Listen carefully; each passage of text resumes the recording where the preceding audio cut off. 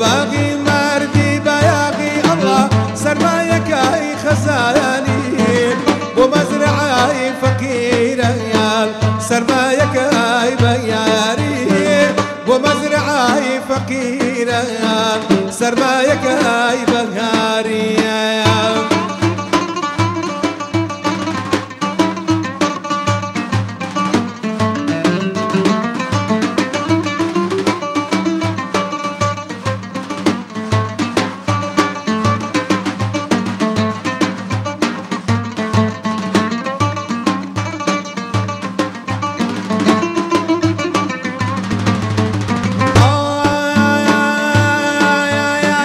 زباري بفتوري سلطاني بقصوري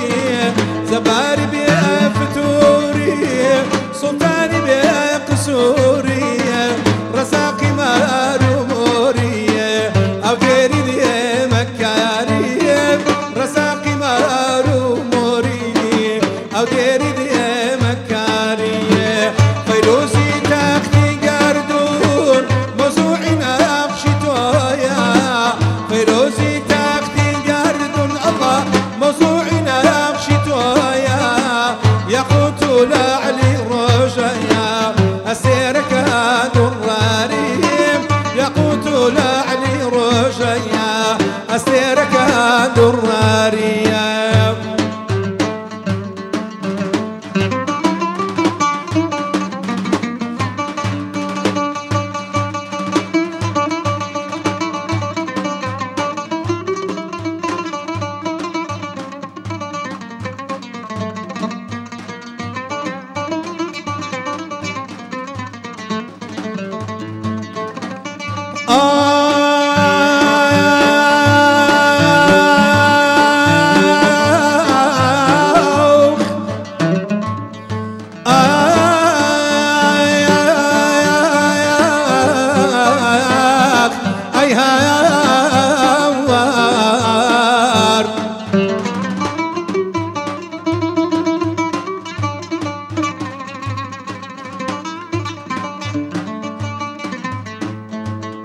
سيو مكاني تويا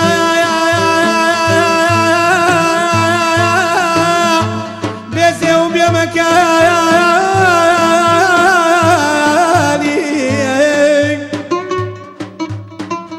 والله الليل ونهاري تويا بليل بنهاري بنهاري اي جنار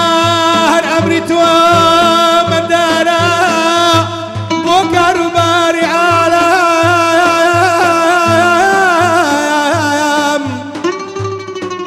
هرسن نبي وزيرو بيصدرو كارباري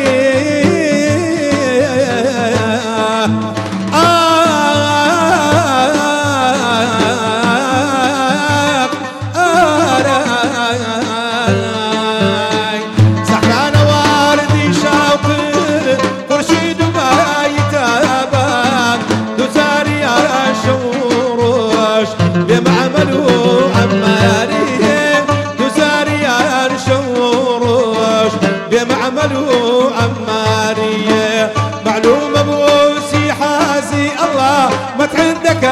بكوردية معلومة بوسي حازي الله ما عندك بكوردية تكزنا لي بكوردية نكرا وما ادعي بيارية تكزنا لي بكوردية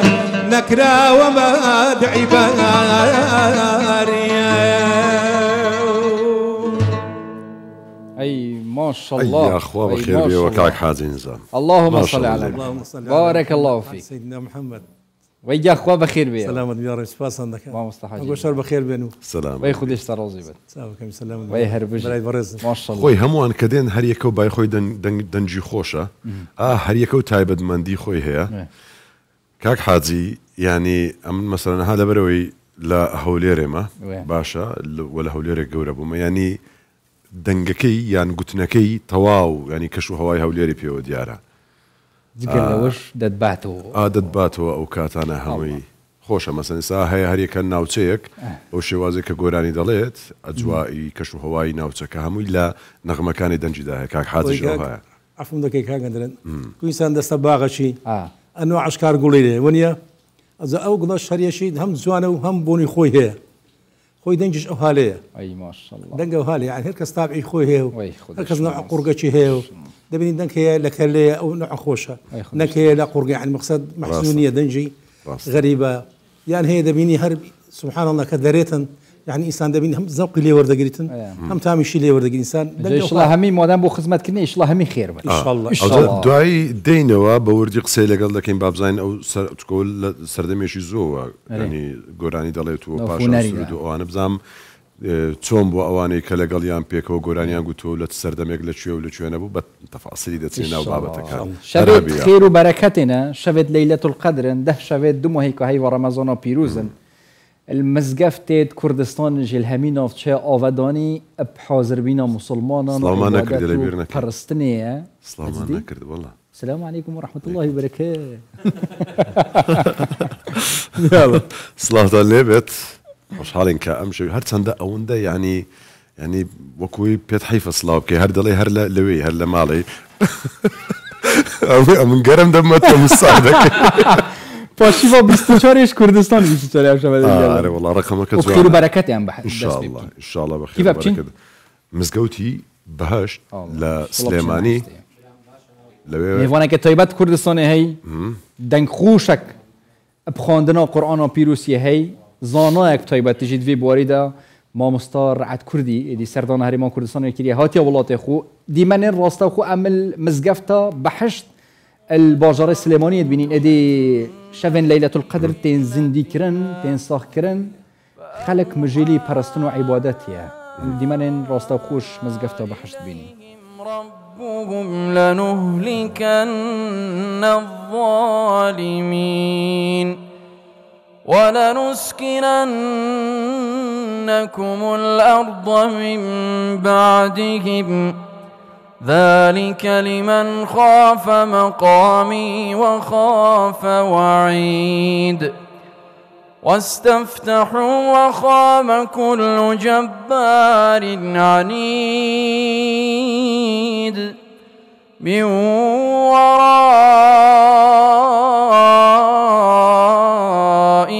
جهنم ويسقى من ماء صديد يتجرعه ولا يكاد يسيغه ويأتيه الموت من كل مكان وما هو بميت ومن ورائه عذاب غليظ الله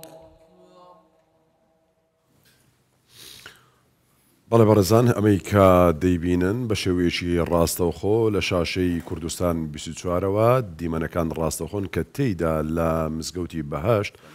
لە شاری سلێمانی شەوانی قەدەر زیندوو دەکرێتەوە بەو تاعەت و ئیبادەتانەی کە هەن لەوێ ئەوەی کە ئێستا دەبینرێت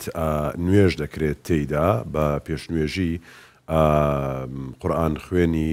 ناوداری کورد کە جێگەی شانازی کووردە کەسێکی ئاوا دەنگخۆش لە سەرتاسەری جیهان و لە جیهانی عەرەبی بە تایبەتی لە هەرێمی کوردستانیشدا جێی فەخری هەر هەمووانە و چەندان دەنگخۆشی دیکەشمان هەیە ئەوەی کە ئێستا پێشنوێژی دەکات مامۆستا ڕاد کوردیە لە هەموو مزگەوتەکانی شاری سلێمانی دهۆک زاخۆ هەولێر سەرجەم پارێزگاکانی هەرێمی کوردستاندا ئێستا ئەم شەوە زیندوو دەکرێتەوە بە هەموو عیبادەتە جیاوازەکان کە لەو شەوەدا هەندێکیان لە بەنوێشکردنەوە لە هەندێک شوێنیش بە قورئان خوێندنەوە و ئەو زیکر و تاعەت و عیبادەتانەی کە تایبەتمەندن بەم شەوە پیرۆزە ئینشەڵڵا خودێش هەمیان قبیل کرد و ئەوە ئەم جیلڤێرێتین ئینشەڵڵا بۆ ما بخێر بێتن ئینشەڵڵا بۆ ئومێدەین ئینشەڵڵا اللهم ئامین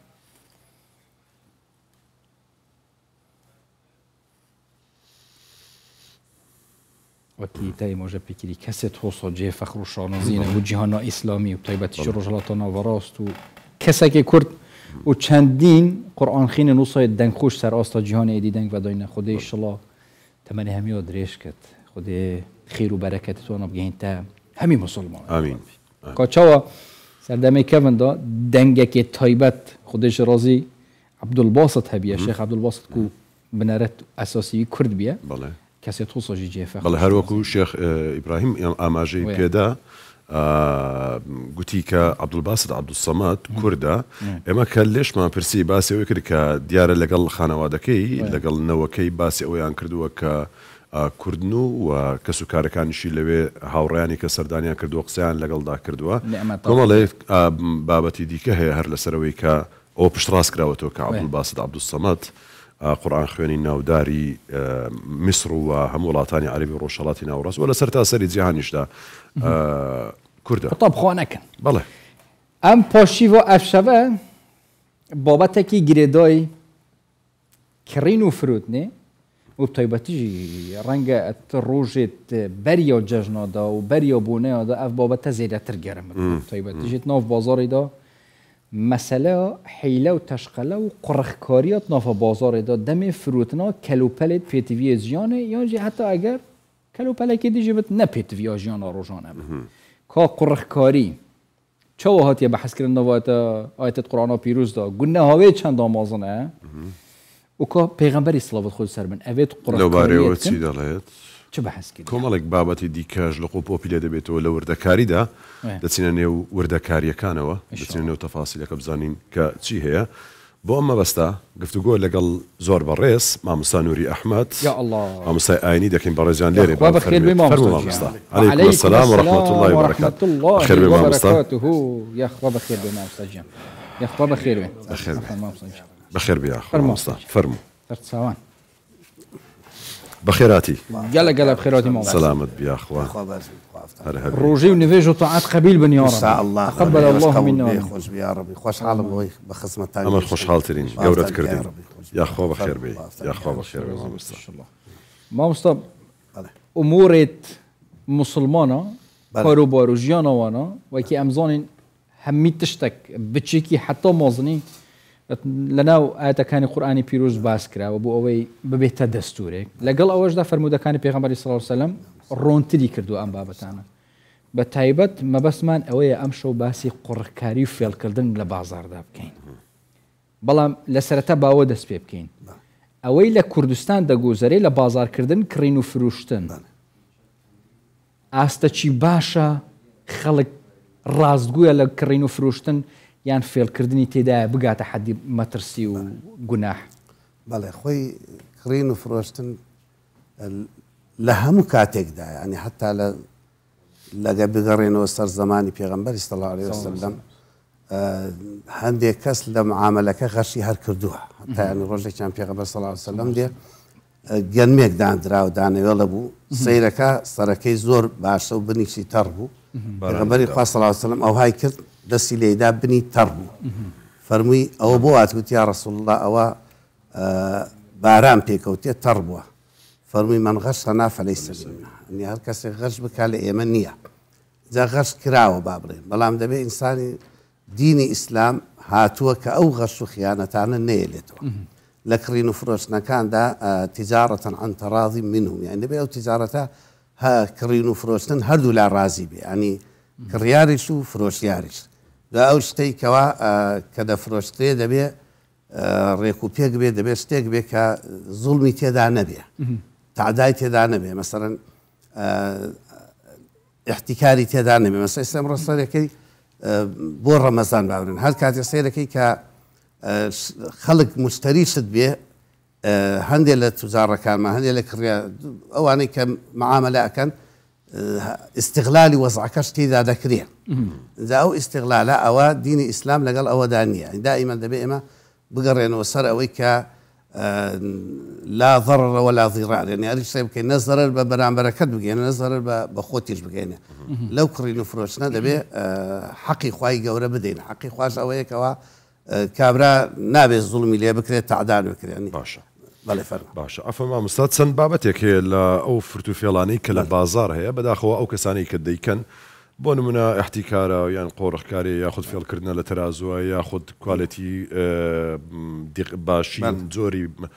کاڵایەکان بە باش دەفرۆشرێت یاخود گرانکردن و ئستغلالکردن هەر یەکە بەشێکە دەوانێت بە وردی لە هەسەر هەر یەکەیان قسە بکەین. احتیکار چییە؟ احتیکار ئەوەیە کە شتێک با بڵێن کەمە باشە کەسێک ئیمکانێتی هەیە دەچێ هەمووی دەکڕێ ئەیکڕێ بۆ وەختێکی تر بۆ ئەوەی کە خەڵک نەیبێ گرانی بکا بە کەیف خۆی بازار مەبەست لەو کەسێ لەو دوکاندارەیە کە دەیف بۆ من دوکاندارم ئەم بابەتە کەمە لە بازاردا هەموو 100 دانە هەیە دەچم هەر 100 دانەکەی دەکڕم و استغلال دەکەم و بەدڵی خۆم دەیفرۆشم ئەوە احتیکارە. حکمی ئەوانەی کە احتیکار دەکەن چییە لە ئیسلامدا؟ پێغەمبەر صلی الله علیه و سلم دەفەرمێ لا يحتكر إلا خاطئ يعني کەس احتیکار ناکا شت هەڵ ناگرێ و گرانی بکا إلا کەسێک گوناحبار بێ خاطئ گوناحێکی گەورەی هەبێ ئینجا ئەوانە گوناحبارن ئەو کە دینی ئیسلام ئەمەی کردووە لە فەرمودێکی تر لە پێغەمبەر صلی الله علیه و سلم دەفەرمێ التاجر مرزوق تاجر خوای گەورە ڕزقی ئەدا کە حەڵاڵ و ئەوە بێ بەڵام محتەکر مەلعون ئەوەی احتیکارەکە نەفرەت لێکراوە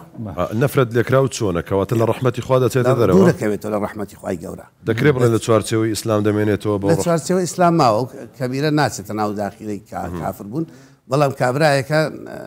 زوڵمێکی گەورەی کردووە عقوبە ئەدرێ عقوبەکەشتی ئەوەش ئەچێتە ئاگرەوە چه عقوبەیەکە؟ عقوبەی ئاگرێ ینی مەسەن دەچێتە خوای گەورە لێ خۆش نابێت ئەمە هەر لە بەشی خوایان لە بەشی حەق الناسی لە حەق الناس بەس خوای گەورە نیزامێکی بۆی داناوە ئەو حدودی بۆی داناوە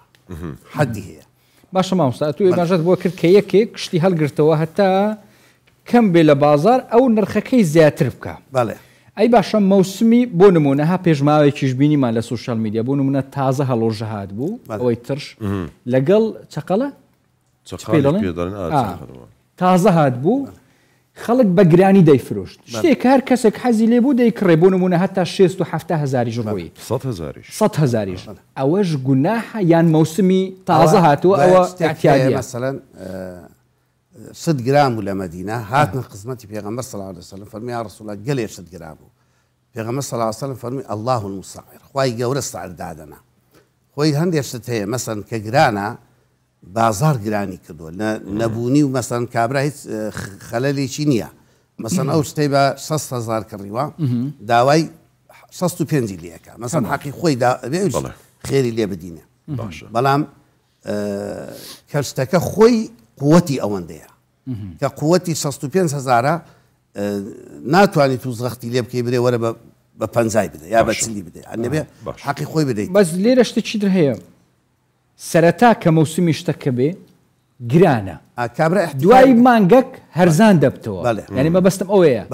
دەبی لە یەکەمەوە هەرزان بفرۆشرێ یانی احتیاجیە مەوسمی شتەکەیە خەڵک حەزی لێیەتی و شتەکە خۆی چەند قووەتی چەندە ئەو سەرعەکە بەڵام ئێستا چیە دەفەرمێ فەئیذا غەلا شەیئا فتەرەکەه ثم رخصا ئەگەر شتێک گران بوو تەرکی بکە کە تەرچیت کرد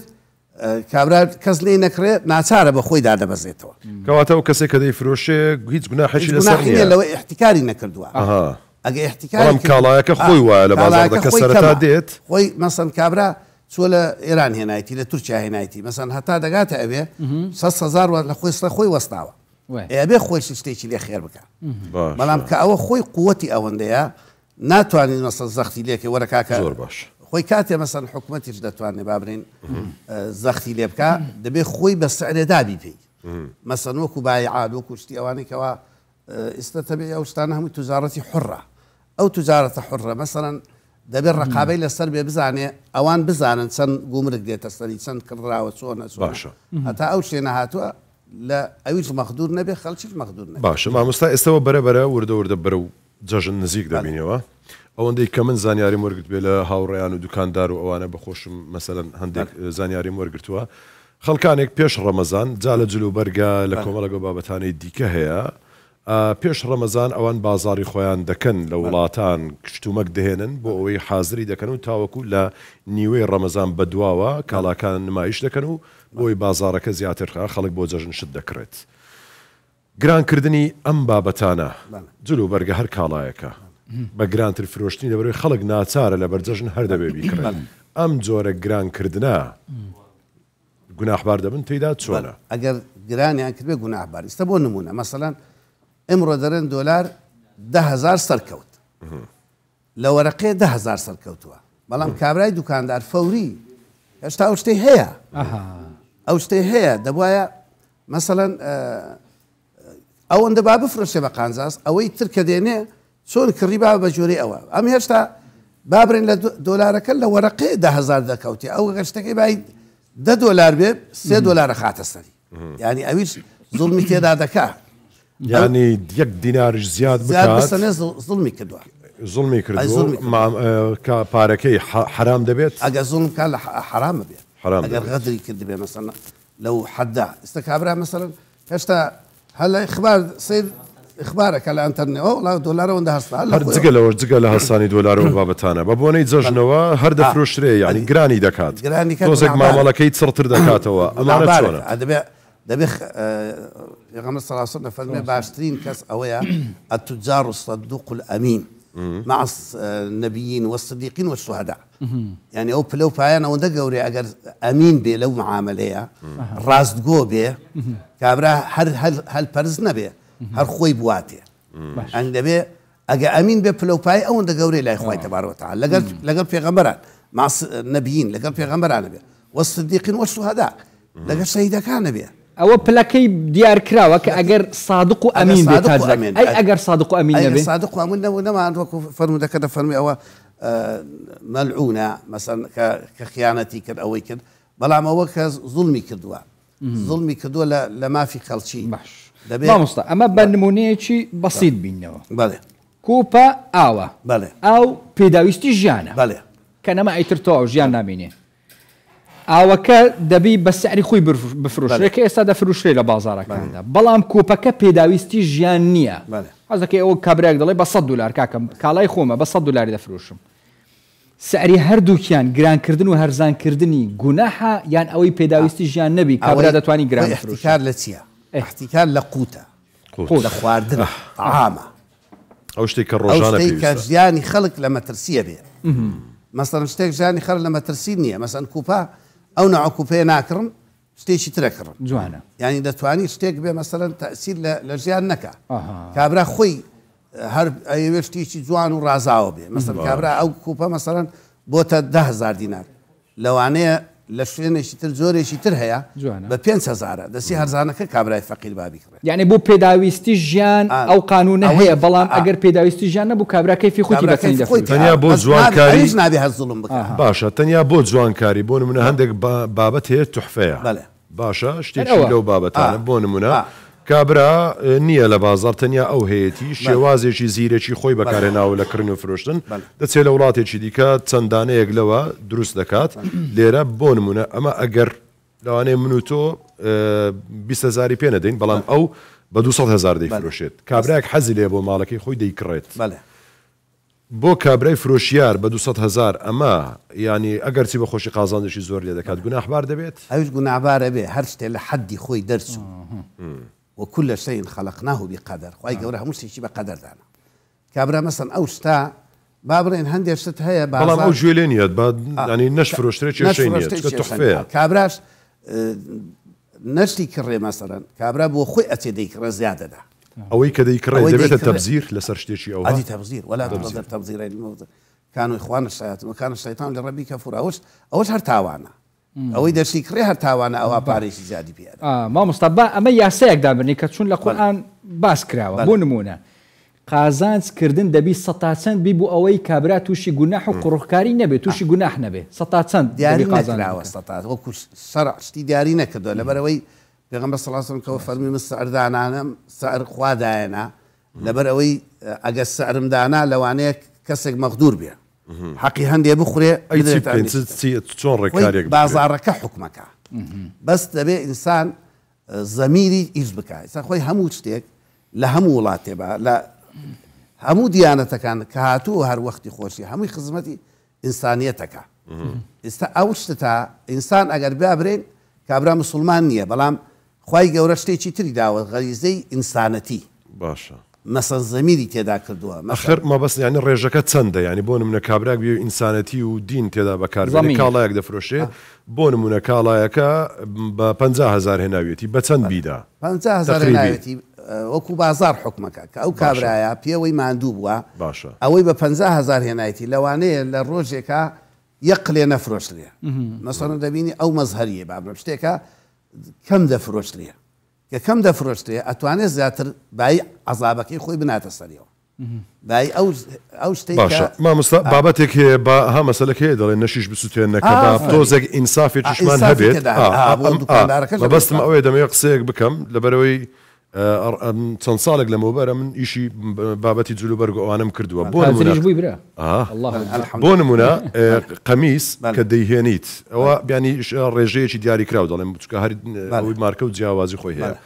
بۆ نمونە کە لە وڵاتێکی دیکە دەیهێنیت بەدە دۆلارە باشە تۆ کە دەی لێرە دەیفرۆشیت ئەگەر بڵێ زەمیرم تێدا بەکاربێنم دەبێت بە 15 دلار بیدەی بەڵام یەکشت هەیە بەتایبەتی لە مۆڵەکانیان هەندێک دوکان هەیە 30 وەرەقە کرێ دەدا کابرا 20 وەرەقە کرێ دەدا یعنی ئەگەر یەک کراس کابرا 15 دلارشی لێ قازانکە هێشتا تێرای ناکات ئافرین ئەو بۆی هەیە یعنی کابرا ئاساییە بیاوێت کاڵایەکەی خۆی مەسەرەن ئەمن قەمیسێک بە 20 دلار زیاتر دەفرۆشم بەڵام ئەوە دوکانەکەی کڕی کەمترە بە 10 دلار کەمتر دەفرۆشی کەواتە ئەلێرە ئەمن گوناحبار نابێت ئەو جیاوازی دەکەوێتە سەر مشتری لە کامان دەکڕێت ئیشەکە وی هەمووی دەبێت بچێتە سەر ئەو ئیشە باشە کابرا گومرگەکە دێخاتە سەری کرێ سیارە ئەخاتە سەری ئێستا تو مەسەڵەن لەوانەیە هەندێک شت هەیە لە دوکانێکی ڕاقی بابرێن لەو سارە ڕاقیەکان لەوانەیە لە دەرەوە بە 10,000 دینار بێ لای ئەو لەوانەیە بە 50,000 ئەوە ئاساییە ئەوە ئاساییە لەبەرەوەی کرێی زیاترە ئیسرافی زانی ئێستا کابرایە دوکانی هەیە فەرقیە لەگەر یەکێ لەسەر عاربە نافرۆشێت ڕاستە تۆش پرسیاری خەڵک بوو داوایان دەکرد ئەو کابرای خوشت بووە زیاتر لەسەری وەستاوە ڕاستە مامۆستا بەڵێ بێجاران بینە باسی زمان لە کاتی فروشتن تازرەکە چون بووی هەیە ڕکلام بوو کاڵای خوب کە یعنی نەگاتە حەدی گوناح بۆ نمونە بڵێ ئەمەیان باشترین شتە لە کنە من بڕۆ لە هەموو بازار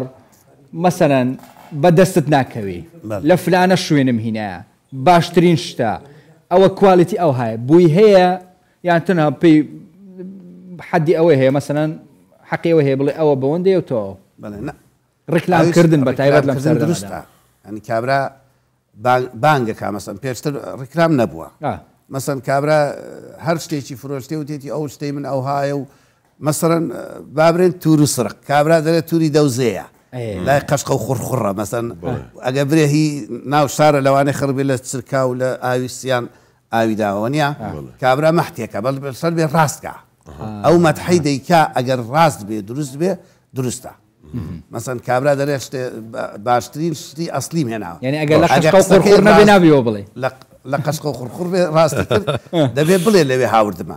بەس ئەگە ڕێ برادەرێتی مەحتم کرد وتمە ئاوی تووڕەقە تووڕەق دەسترکاوە ئینشاڵڵا کەس عاجز نابێت لەو قسە بانجێ کرد تووری تووڕەق کابرا وتی کورە بابەت برێ تووڕەق هەر کەس لێ وتی کەس نایکڕێ تو زەمیەکە زەمی شتەکەی خۆتەکەی خراپە اینجا مەسەڵەن ئەگەر عیبەکەی دەبێت دیاری بکە بەڵام خۆ لە ئێلام دیاری ناکە بەڵام ڕاستیەکان بڵێ کە باشترین کوالێتی هەیە من بە شەرتی ساڵێکی دەمە قسانی هەمووی تەواو بێ ئەو شەرت شروتان دەیکە درۆی تێدا نەبێ هیچ عیبی ئێستا مدلی ڕکلامیشە مەسەڵەن برنجی فلانە شت هەمووی هەر دەڵێ باشترین ئەوانە بووی دەبی ئەوە دەبێت ئەگەر چ بوو دەبی ئەگەر درویت ئەگەر دروی تێدابیەوە معاملەکە حرام ئەمانەکە حرام بێ باشە ڕاست بێ دیعایەکە هیچ عیبی نیە باشە مامۆستا بابەتێکی دیکە ینی ئەوەش هەر بابەتێکەوە هاوکارم ئاماژەی پێدا یان ئەگەر کەسێک بۆ منە ئەوە وەستایە ئەمن لای ئەو ئیش دەکەم ناکات وەستای ئەم لەکەن ینی ئەمن تەنیا شاگردێکم ئەو بە من دەڵێ ئەو هابی فرۆشە لە کاتێکدا من دەشزانم شتەکەوانە بەڵام ڕکلامی بۆ دەکەم و ڕاستیش نییە ئەمن پارەکەم گوناحبار دەم هەردووکی گوناحبار هەردووکمان بۆنێ ئەوە منش گوناحبار دەم ئەجا بە قسەی من مەکە بەقسێتەکەم ڕسق وەزعەکەت لێ تێک دەچی ئەوە هەبووە زۆر کەس ئەو پرسیارانمان لێ کا دەڵێ شتەکە دەزانم خاوەن ئیشەکەم حرامە شتەکەی من چی بکەم دەبێ خۆی لێ بپارێزێ ڕاستە باشە نەسیحەتی کا یان تەرچی کاویشە نەسیحەتی کا و تەرچی کا بزانێ هەر پێی ئەکا ولا تعاون على الإثم والعدوان تعاون نەکەی لە تاوان و گوناح و خراپ باشە لەسەر ئەوە بۆ نمونە کابرایە کاڵایەکەی خراپ و سوێندی لەسەر دەخوا ئەوە هیچ کە خراپە و سوێندیشی لەسەر دەخوا دوور گوناحبار دەبێت بەڵام ئەگەر کاڵایەکەشی باش بوو یان قسە ڕیکلامیش نەبوو تەنیا سوێندی خوارد سوێند خواردن حکمی چییە بۆ کەسەی کە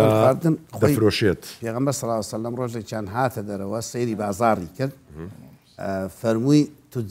هەندێک توجار بوونە بە فوتزار ئەبنە فوتزاری ڕۆژی قیامەت فوتزار چییە؟ فوتزار یعنی گوناحبار عاسی هەڵگەڕاوە وتیان یا رسول الله ئێمە معاملە دەکەین ئەی چۆن ئەو قسانە نەکەین فەرمووی هەندێکیان کە ئەو قسانی تێداکە سوێندی تێدا دەخوا درۆی تێدا دەکا فێڵی تێدا دەکا ئەوانە دەبن بە فوتزار یعنی ئەگەر کاڵایەکەی عیبیشی نەبێت باشیش بێت بەڵام سوێندی لەسەر بخوا دەبێت خواردن هەر دروست نییە فەرمودەیەک هەیە دەڵێ خۆی گەورە ینی بە چاوی ڕەحمەتەوە یان هەر تەمەشاشی ناکات ئەوەی سوێند بخوا لە معاملە ئەوە ڕاستە ئەوە كل حلاف مەهین ئەوە سوێند خواردن ئاەتێکی تر بۆ بابەتێکی ترات بەڵام عامە ئەنی عامیش دەگرێتەوە سوێند خواردن هەر نابێ بەڵام ئەگەر سوێندەکەی ڕاست بێ هێشتا لەبارترە کابرا مەسەرەن سەیرەکەی مەسەرەن نمونێکتان بۆ بێنمەوە هەندێشت هەیە کابرای کڕیار قەناعەتی نییە بە زۆر وای لێ دەکا سوێندی پێدەخوایە ئەنی سەیرەکەی شتەکە مەسەن ئەم دەرێ بابە ئەم کارگەیە مەسەن ئەمە ئەسلیەکەی و لە فلان شوێنە ئینکاری دەکا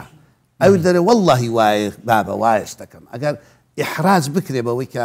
ناچار بێ یان برێ سوێندەکەی ڕاست بێ و کێشەی تێدا نەبێ ئەوە دروستە نەک بسێ سوێندێک بخوا کە خیانەت بە درۆ سوێن بخوا ماڵەکەی خۆی پێساخکات ئەvە قوڕخکاریت بازاری کڕین و فرۆتنێدا چ تشتێدی قوڕخکاری تێدا حرامە گونەهە بۆ نمونە تعلمیدا قوڕخکاری حرامە یان ژێ ئەتیادیە بۆ نمونە ئەس کابراکەم چەند ساڵە منێ خواندی ئەمن ئەو علمەی خاندیتم مافی خۆمە پەیوەماندی بووم هەروەها کەزایی بە خەڵک ناڵێم ئیلا مەگەرەیەکە وەکو مامۆستای تایبەت بە پارە بیدەمێ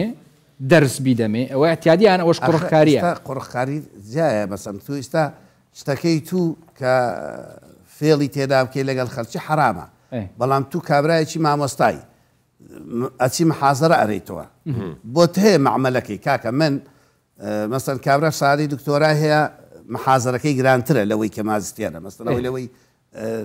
بە کەلۆرێستیە لەوەی مەحەدی هەیە مەسەن وردە کابرای مەسەن دەرسێک کە دکتۆرا هەیە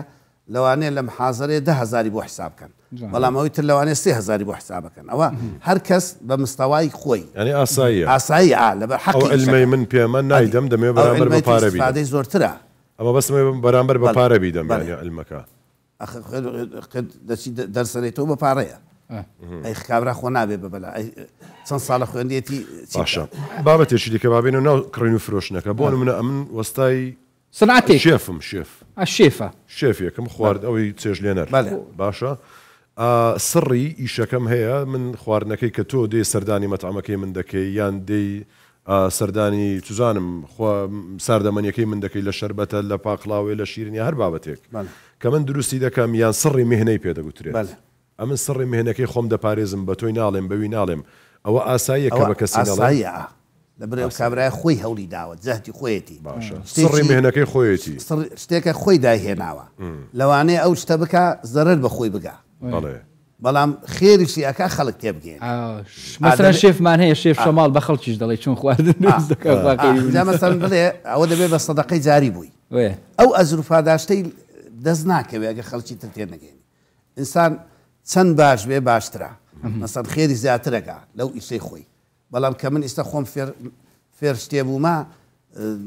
مەسلحەتی بۆ ژیانی خۆم ئەو شتەم کردووە تایدا سەرکەوتوو بوومە ئیزبار نیم لەوەی کەوا من ئیلا تو فێرکەم ئەگەر فێریکە خێرە ئەگەر فێریشی نەکە گوناحی لەسەر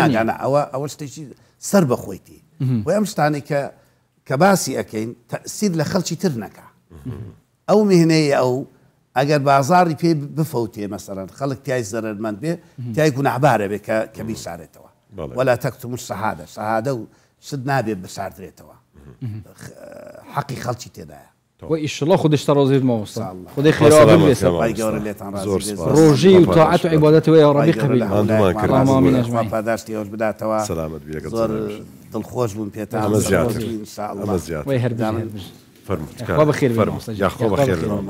سر تصاوات عليكم السلام ورحمة الله وبركاته. بخير بيا اخوة سر تصاوات سر المهنة هي ما مستعد دنجي خوشة سرودي خوش بيشكش ونيا خرق كاريناك نا بخلشش بلا ار دنگك دنجي خوي نه والله كذا تواني فيرمي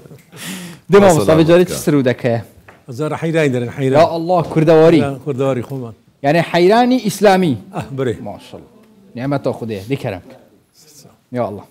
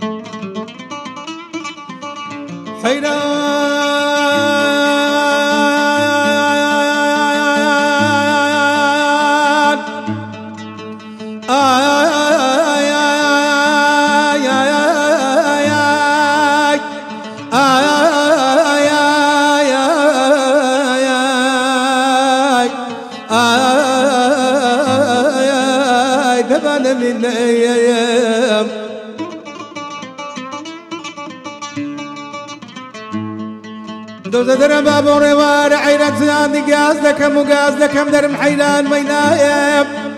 حيران سندي قاز لكم وقاز لكم باب عيران درم مينايب دنجي عالم وعجيد وخان ذانا لجي من نايب حيران قسم نزر جدايب هو شي عزلة وتشيك امام عبد الكريم مذرز دبينم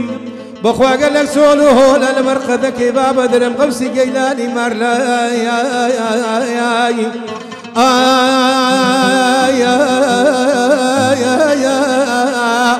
يا بغدايا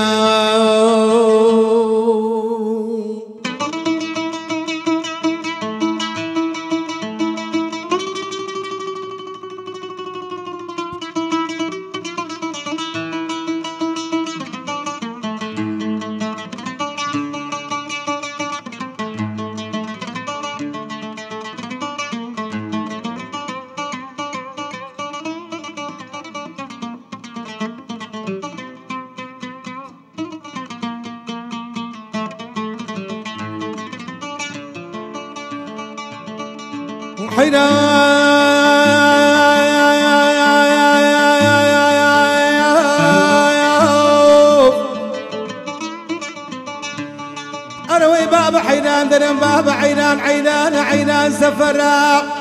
وشي اسمع زو عمري دلم ذكريته وما برايان بخداي وشي اليوم ديار ذبي مرقدك في غمري ناس دار لمدينة منورة حيران دمقو يا ربي خدايا أوي بدل حزيليا بتي تجارتي كعبي بيرويوس دانا بقسمتي كي بابا درم بخواي أوي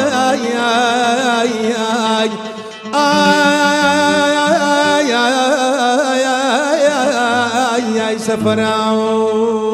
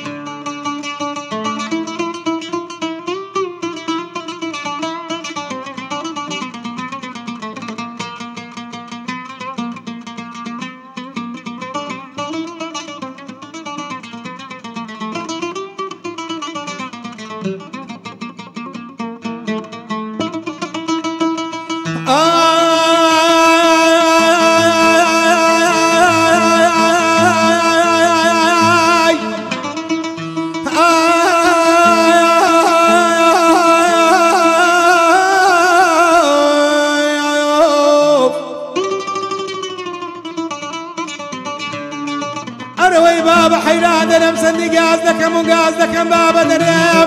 لسلا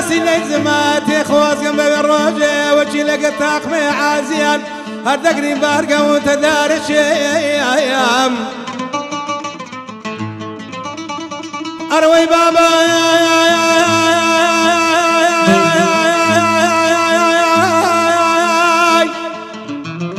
حيدان درم بابا خواز قم بالروجة وجي لقى طاقمي عازيان هردقني بارقة وتدارش روی خومان دينا مكة ومدينة بيروز جواني خومان بقين نوال سرشي عرفاتي ايام بابا درم عيران زار ولك عبي بيروز بكين ببارينا ولا خداي قورا بشتم خدا قزار ما بكايا انا درم بابا بخوالي سر بالذكايا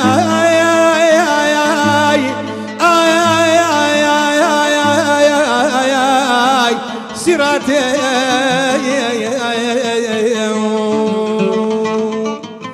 بابا شرمند يقول أصرخ زيباي محمد ساسند يا بلبل تماشاي محمد جبريل سرابايا والله اخواني محمد تسبيحي ملك مدح سناي محمد اي زين ما في داي نرقز وشا لا يا محمد اي زين ما في داي نرقز وشا لا يا محمد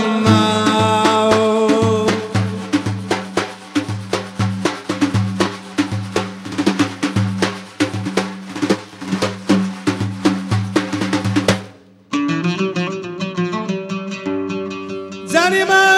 سير بالعالم مكون نوري شيخاتم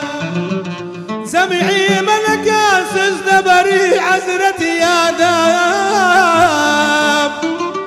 صلوات خدا بين زماني ببهر دام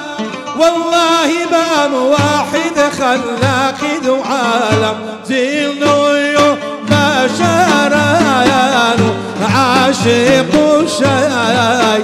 داي محمد زين نويو بشريان عاشق شاي داي محمد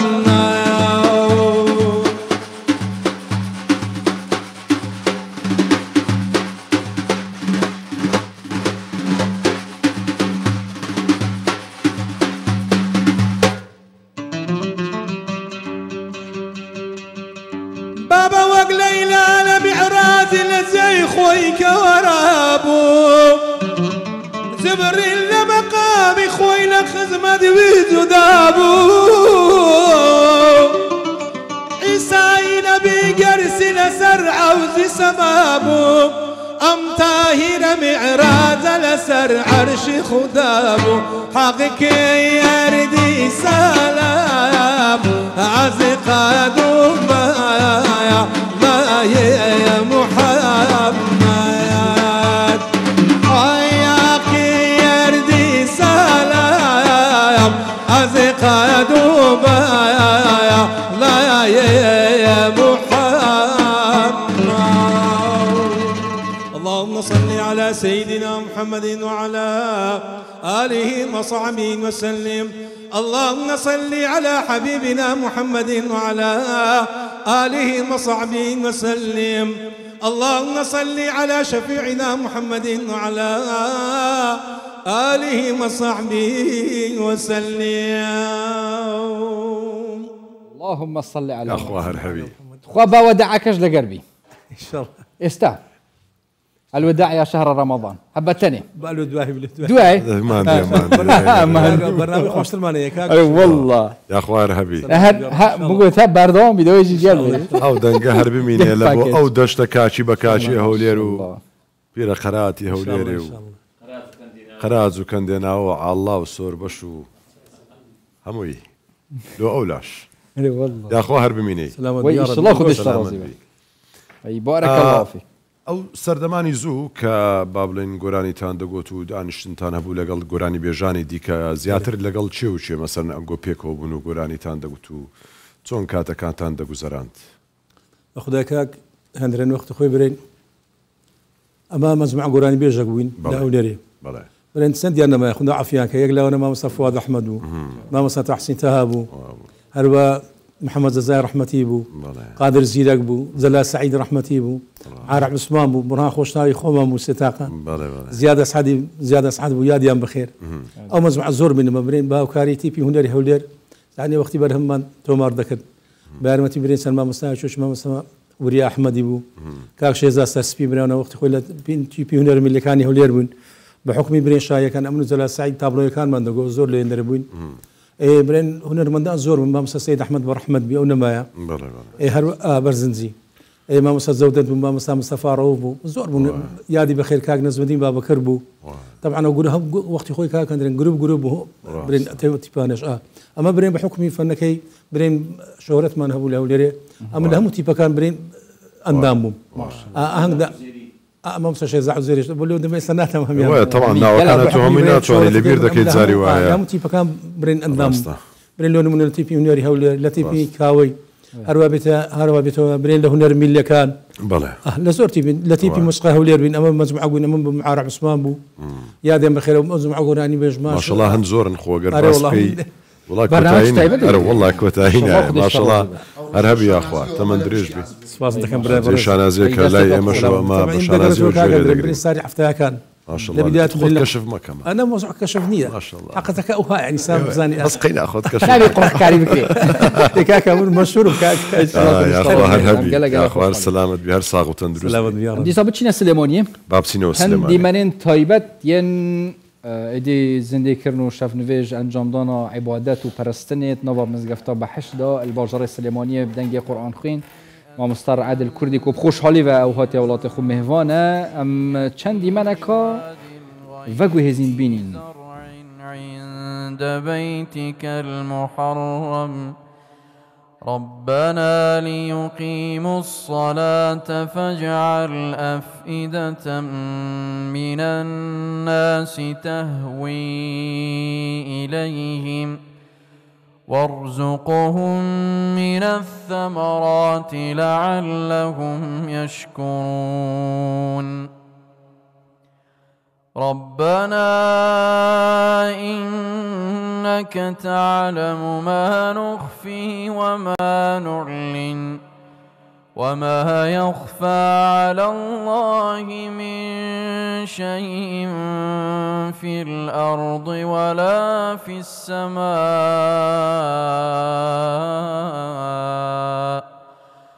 الحمد لله الذي وهب لي على الكبر إسماعيل وإسحاق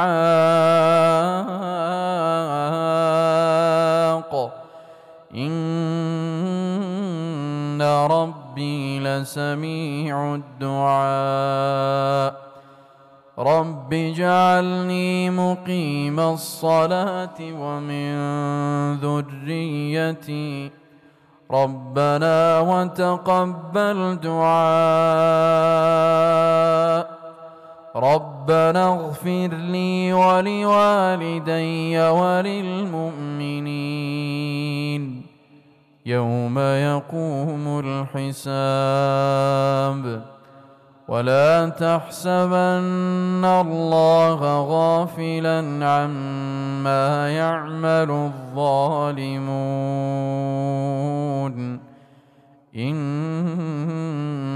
إنما يؤخرهم ليوم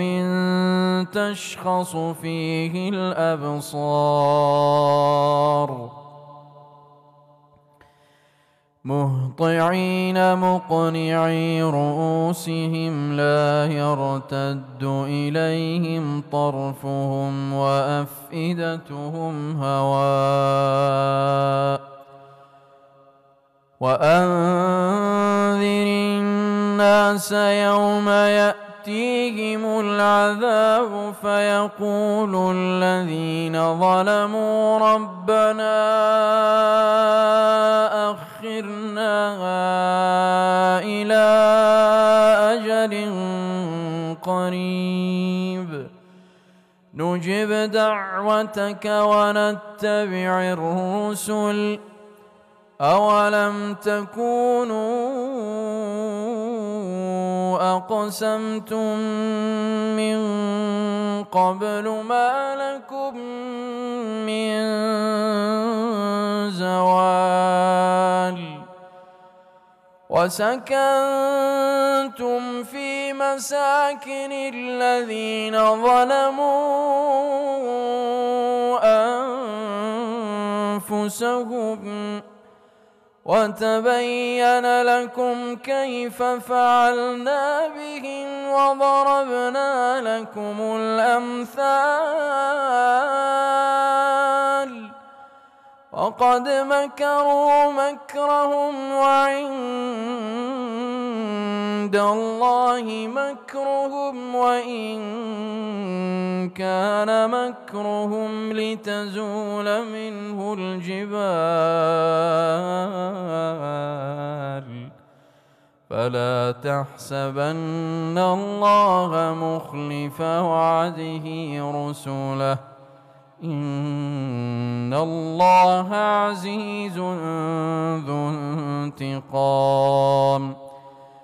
يوم تبدل الأرض غير الأرض والسماوات وبرزوا لله الواحد القهار وترى المجرمين يومئذ مقرنين في الأصفاد سرابيلهم من قطران وتغشى وجوههم النار ليجزي الله كل نفس ما كسبت إن الله سريع الحساب هذا بلاغ للناس ولينذروا به وليعلموا أنما هو إله واحد وليذكر أولو الألباب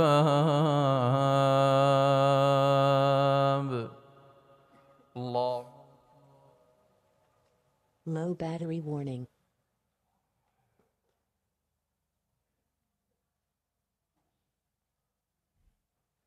سمع الله لمن حمده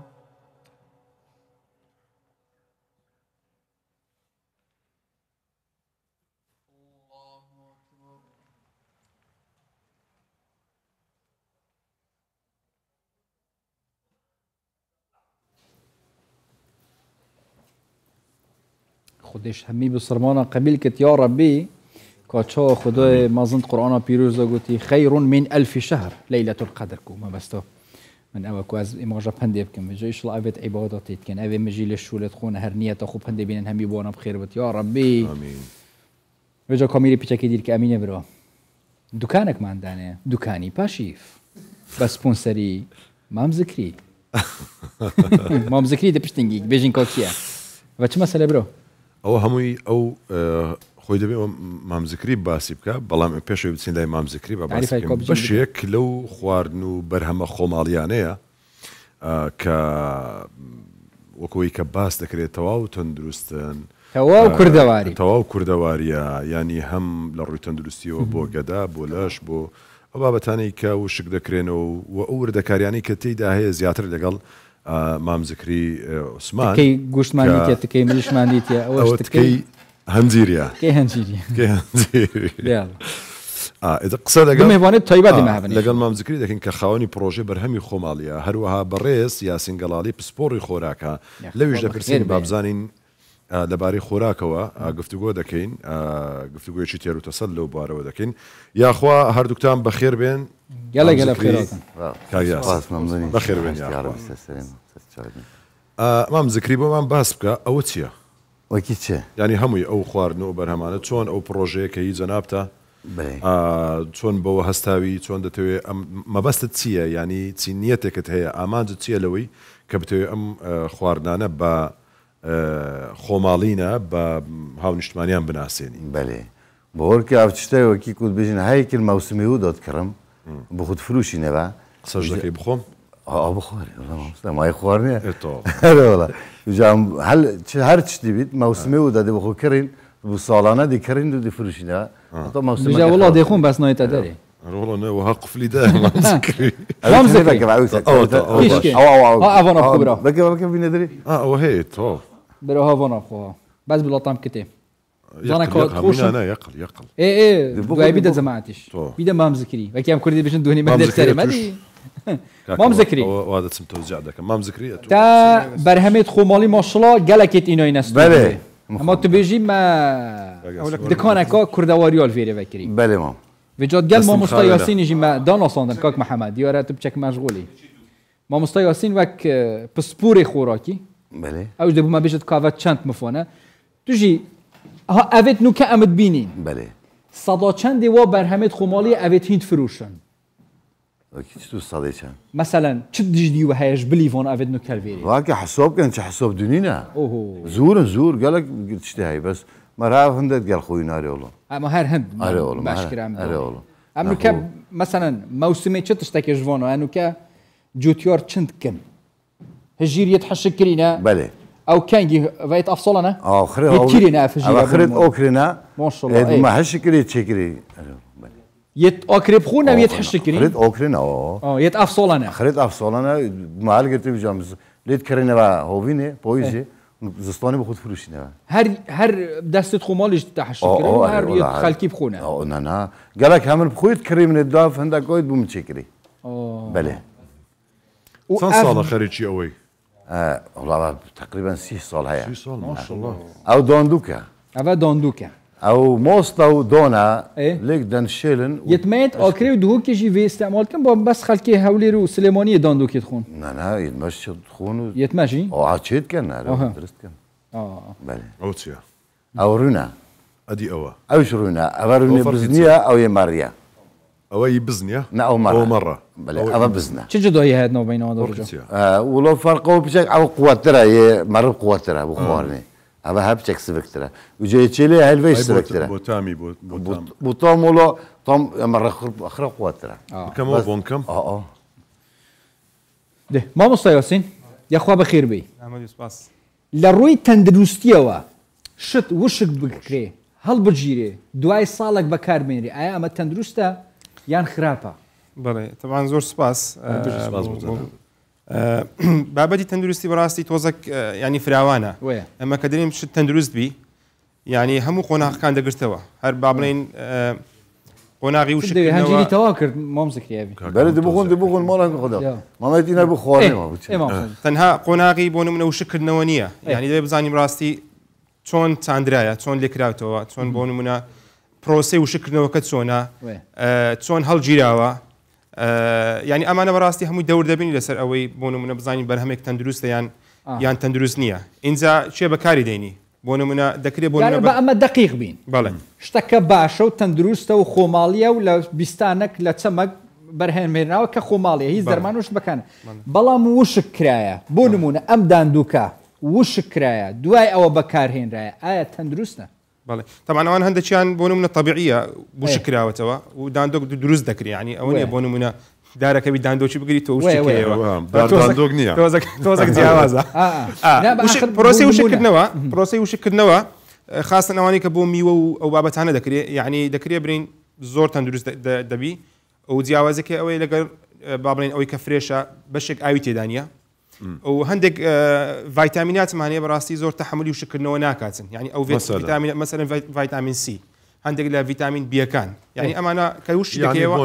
ئەو خواردنانی یاخود ئەو میوانەی کە ڤیتامین سییان تێدا کاتێک کە وشک دەکرێنەوە ڤیتامین سیەکە لە دەستدات بەڵێ بەشێکی لەو ڤیتامین سی دەڕوا حسەبکو باسم کنی پرۆسی وشکردنەوە بامیە قسەیەکم لەبارەوە گوێ لێ بۆ دەڵێ وشکردنەوەی بەها خۆراکیەکەی لە دەست دەدا بامیان دەوێت ڕاستە ئەوە بامی ئەوە وەکو باسم کرد ینی ئەوەی کە باز دەکەین ئەوە بەها خۆراکیەکەیتی بۆ نمونە بەشێک لە ئەوەی بۆ نمونە ینی کاربۆهیدراتەکان شەکرەکان هیچی بەسەردا نایە بەشێک لەوانەیە لە چەوریەکان گۆڕانکاری بەسەردا دێ پرۆتینەکان هیچی لێ نایە لە کاتی وشکردنەوە بەشێک لە ڤیتامینەکان لە دەست دەدرێتن وەکو باسم کرد بەتایبەت ئەوانەی کە لە ئاو دەتوێنێت وەکو ڤایتامین سی و بەشێک لە ڤیتامین بێکەن هەمویان نا ئەوانە زۆر بەرگەی وشکردنەوە ناگەن طبعاً حسب وەکو باسم کرد حسب پرۆسەی وشکردنەوەکەیە چەندی بۆ نمونە چەندی پلەی گەرمی بەرز بەکاربێ بۆ وشکردنەوە ئێستا ئەمە کە وشک دەکرێتەوە دەمەوێت گفتوگویەکی نێوان خۆت و مامزیکری بکەن تۆ پرسیاری لێ بکەی بزانی چۆنی وشک کردوتەوە لەبارەی شێوازی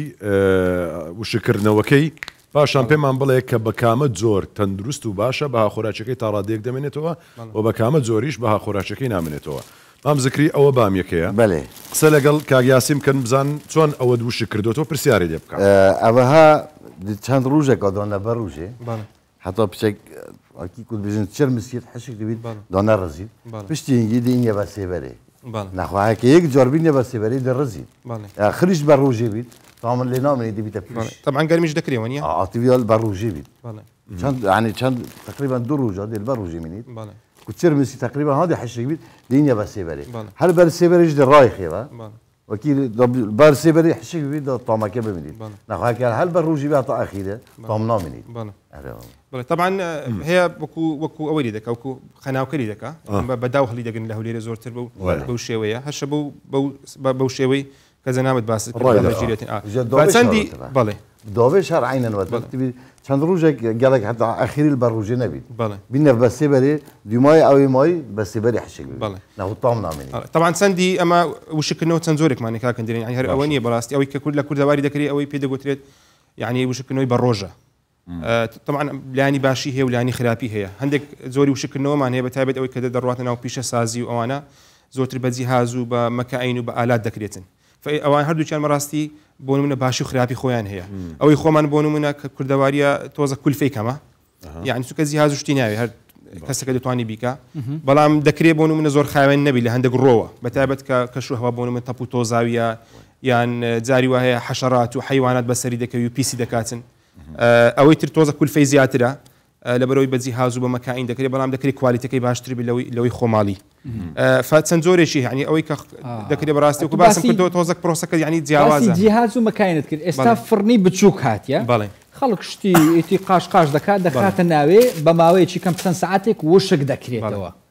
ئەوە تەندروستە بەڵێ ئەوش دەتوانین لە هەندێک لایەنەوە بەڕاستی باشتروی بەتایبەت کەسەکە ینی تۆزە خیبرەی هەبی ئەوەی کە لە مەسانع و کارگەکان دەکرێت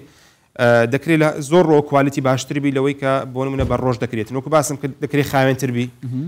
دەکرێت کۆنتترۆلی بۆ نمونە دەرەجە حرارەی بکەیت چونکە تۆ لە کەش و هەوا ناتوانانی زۆر کۆنتترۆلی دەرەجە حرارە بکەیت لەبەر هەندی دەکرێت بەهای خۆراکەکەی باشتربی لەوەی کە بۆ نمونە خەڵک لە ماڵەوە دەیکاتن برا تۆزانی ئەو چنە ئەوە مازووە مازینیان بێژنێ هەولێر و سلێمانی بە مازوو بەناوبانگە ئەوە بوو دەرمانەتی تەبکۆڕانین گەڵێکدان بوو دەرمانە بوو چ دەرمان مەسەلا وەرکە با بوو تالیە بوو چێ بوو تالی یعنی کو تاما تاڵێت بجا ئەو تعلاتیە بوو چیە باشە هەندێک بێژن بوو هەندێک نەخۆشە باشە سوکەری و کاڵ مامۆستا یاسین ئەو زانکە بوو ئەوە لە ڕووی تەندروستی بەکارین هەندێکیش بوو بەقەمت بن بەقەم عیدی لە ڕەنگا دەد ڕەنگی لەباس دەد ئەو لەباسی بەرنادەت و ڕەنگی بەکارهێنانی ئەو شتە خۆراکیانە وەک بود وەکو دەرمان تەندروستە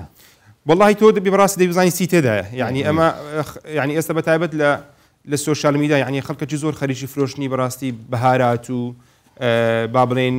گژ و جیا و ئەو بابەتانەیە من قەت بەڕاستی نسحەتی خەڵک ناکەم کە شتێک بخوا نەزانی بەڕاستی چی تێدایە چونکە دەکرێت بەڕاستی یعنی زیانی لاوەکی زۆر بیتن بەتایبەت بۆ کەسانی کە نەخۆشن چونکە لە بیدایەتی بەرنامەکەش باسم کرد ینی کە باسی بابەت تەندروستی دەکەی یعنی شتەکان تۆزێک جیاوازن یعنی خەڵک دەکرێت پارەی زیاتر بەشت بداتن دەکرێت زیاتر گرنگی پێ بدافە بەڕاستی تۆ شتێک نەزانی چیە من قەت پێم باش نییە بەڕاستی خەڵک بەکاری بینی بەتایبەت طبعا هەندێک شتێ خەڵک تەجروبەی لەسەر هەیە بابەتەی شترە بەڵام تۆ کەسێک نازانی چیە نازانی بۆ نمونە چی تێدایە لایانی خراپی چیە چۆن بەکاردێ ئەو بەڕاستی بەکارهێنانی تۆزێک باش نییە باشە ژوان ئێمە چەند هەڵلقەیەک هەر لە بەرنامەی پاشیف ماوەیەک پێش ئێستا کۆمەڵێک بنیشتی کوردیشمان باس کرد تەحینیشمان هەردووکمان باس کرد ئێستا دەینەوە سەر ئەو دوو باسە جارێکی دیکە يعني بنمونا تحينك هندرابو هيتس او ديار تحينه اكري مثلا من كافي بيجي بلا مو تحينه ديك هيوراتي تشي ديك ابو هندرابو يعني باس لو كراكا تسندا كواليتي كي تسونا ريجيتي تسن روني تيدا همو ام بابتانا استوا كنشل هندراو تا است جوازها او ديك روم بالسروي استا اوا چون دروست دكي مام ذكري اوا خدان بخو اوشي اوفي هي دي كونجو كريد ابو كونجو ابو كونجو ابو نكات قلاندي نكا حاليا ابات قلاندي ابو دي اولي دي شوت قلاندي يعني كلان دي سوركا تبع سوركا كيما بجيريد اولي دي شوت باش تيجي دي بجيريد وقتی بجار دي سبيكات وقتی تو شکش لی هاود دي داتا باي خاوین کرد پشتی گیدی آشه داک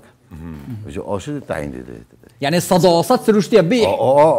پشتی گیش كهرباء شغل نکرد اوه افتی تخوری اوی بنشتی چاچت کن او چکی کابرا که گفت بنشتی صینی جی هیچ صینی دینه جزانم نه اوها بنشتی دل بنوکا بریندار کن بنت دورانيا دي وكي او هيلين كولبر تشيكن يعني خومانه تو دي اخر تشيكن او بنش درجه دي انمول دي كالينن او قلتي او زبل فعل راس بو منشتون كتزاري وابدا قلت خويا لبرت بون نفتي ليدي او بسبوري خوراك بو بهماشي او هاد قلتي يعني بابيلي كورنويك بنشتي كردي نوتي تيدا ولسين دروز ذكرت بيكاتكي لبيكاتكي دا نوتي تيدا قلتي بس أوا هي خومانة بتواوي بلي خومانة هي تبيوندي شيء با سر خدان سر أوا خدان معرفة طويلة كري بلي لو بدانش ونانوس دي آخر تمام صداصات سرشتيه بام ذكري بلي اف برهمت صوت خومالي حتى تشرو دخل كي ها رواج السر مثلا كرن برهمت خومالي شنو بتشت تشتكي بكرت نظانتي كيفا برهم خومالي بكرت باشا بازاري وانا جماعة تصوني قالكم اف تشتدي دربه دي خون موت حافظ انا وتاريخ دوت او نبي سرب عندي ابا مقصد في قوي ابا ها يرب خوا از زمن الكيكري زون كالكيري تشيكري ان كيري تشونديا ان كيري بريا بازاري وانا باش يعني باش تيجيش او كواز دم دي بيجمي فلونجيا او دي خود زون كوتشي خور مقصد ما ابا زيت قالك دهن مقصد اب زيتي زيت اب زيت زيتون زحكه بريخو اب زيت هني ام كرين أبيت هوليت كنا بناترشي دي فويس كان روز دي إنين معملوا ليلة الملا عمر دي إني ولا كان زيت تدفع زيتي خوي دي نو خويا كتب يدرس ببي صدق سروش جو هندك دهن مقصد جليكونا كيف أو تسندا أو تسن لتر أو لتر كده مثلا لتر شيء أو هبت سندا لترك 10,000 10,000 برام كواليتي كي أو زيتي زيتونة دم يشتغلتوا برسم كاجاسين اما ما وكان ديك يعني هر اويك بي قوتين او بسبوري خوراك يعني يعني لبيكاتا كان دا نسبتي زور كم كنجي تيدا واردي تيدا كري هر واروني تيدا كري كان ازان رونا كشتيا اما همو اوانا ياخذ بابتا كان ديك اويك بنشتي كرديك باسي كرد اويك زور زيغي سرنزه كقصيده سر بكرد مواد حافظه من بنشتي كم لدوا بخو برو ديا مواد حافظه تدا اوانا مواد حافظه انت دانيا اگر لباري اموا باسك في مواد حافظه او كبارزغاري ده كان او مواد بو مانوي مفعول كان يعني تا تند كاريغري هي زر روزيانا كان يتيبه براود بمي بمخوارنا خمالياني ك كردواري حافظه تدانيا بله طبعا برهمي خومالي وراستي لزور روه دكري زور باشتر بلا برهمي دروا طبعا هر وكوي لهندق لاين ولواني خرابتر بي بلام لزور لاينوا براستي سودي هي براستي وسم لبدايه باسي اوب كان بلام برسالك غورا يعني اما للروي بونو من الكلتوري وبراستي برهمي خومالي زور جرينجا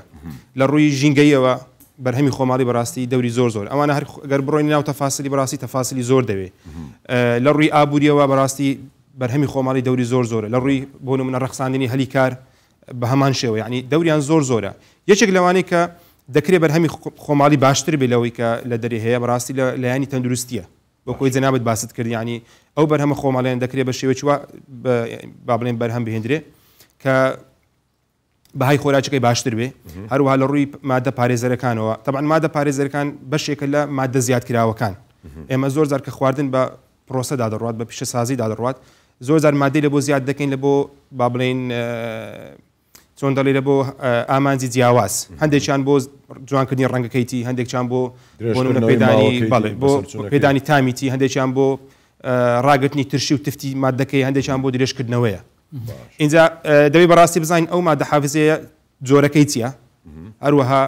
بڕەکەی چەندە یعنی مەرج نییە هەر تۆ باسی مادە حافزە بکەیت تۆ مەسەرەن نەخۆشی و ئەوانە دەبێتە بەرچاوی نەخێر زۆرێک لەو مادە حافزانەی کە لە خواردن بەکاردێ ڕێژیان هەیە و لەلایەن با بڵێن ڕێکخراوە جیهانیەکانە وەکو FDA هەندێک ڕێکخراوی ئەوروپیا ڕێگە پێدراوە زۆر ئاساییە منی هاوڵاتی بەپەرە سیارەکەم دەوستێن و دەڵێ بچم لە مارکێتێک شتێک بکڕم ینی ڕەنگە ئەو کاتەم نەبێت یان ئەو زانیاریەم نەبێت ئەو مەعریفەیەم نەبێت کە بمەوێت بزانم ماوەت حافیزەکەی چییە چەند دەسەدا چەندی ئەو هەیە ینی ئەگەرەمە لە چاو بگیرێت تا چەند خواردەمەنیە خۆماڵیەکان خۆراکە خۆماڵیەکان بەرهەمی ناوخۆیی بەڵێ وا فێر بکرین لە نێو خۆماندا زیاتر پەری پێ بدەین مەسەلەن ئەگەر گرفت لە شێوازی دروستکردنەکە هەیە لە شێوازی ڕاخستن و هەڵگرتن و ڕێککردنەکە هەیە ئەمە ڕێک بخرێتەوە لە کارگەکاندا بە شێواز لە ژێر چاودێریدا کە پاک و خاوێنیدا ڕەچاو بکرێت ئەگەر ئەم خاڵانەتیدا ڕەچاو بکرێت باشتر نابێت لەو خۆراکانی کە لە دەرەوە دەهێنرێت یعنی بێگومان هیچ شبگومانی تێدانە ئەگەر بەڕاستی وکو باسم کرد ینی ئێمە بەرهەمەکانی ناوخۆ هەندێک کێشەمان هەیە یعنی هەر ئەوە نییە با بڵین برین باشە ڕاستە باشترە لە زۆر لایەنەوە باشترە بەڵام لە هەندێک لایەنی تۆ بەڕاستی کێشەم و گرفتمان لەگەڵی هەیە یعنی تۆ بەسەر بۆ نمونە خواردنێکی خۆماڵی دەخۆی نازانی چی تێدایە باشە یعنی هیچ لێبڵەشی لەسەر نییە نازانی بۆ نمونە ئەتو لەوانی بەڕاستی خواردنێک دەخۆی تو حساسیت پێی هەیە بەس کە دەخۆی نازانی چی تێدایان تێدانە لەو ڕۆوە بۆ نمونە بەرهەمی خۆماڵی ئەمە نەقسمان لەگەڵی هەیە لە ڕووی مەسەرەن پەرەپێدانی با بڵین کوالیتی باشکردنی کوالیتی ئێمە ئەو کێشانەمان هەیە ئەگەر ئەوانی کە جەنابەت باست کرد یعنی خەڵک هۆشیار بکرێتەوە زۆرتر هۆشیار بکرێتەوە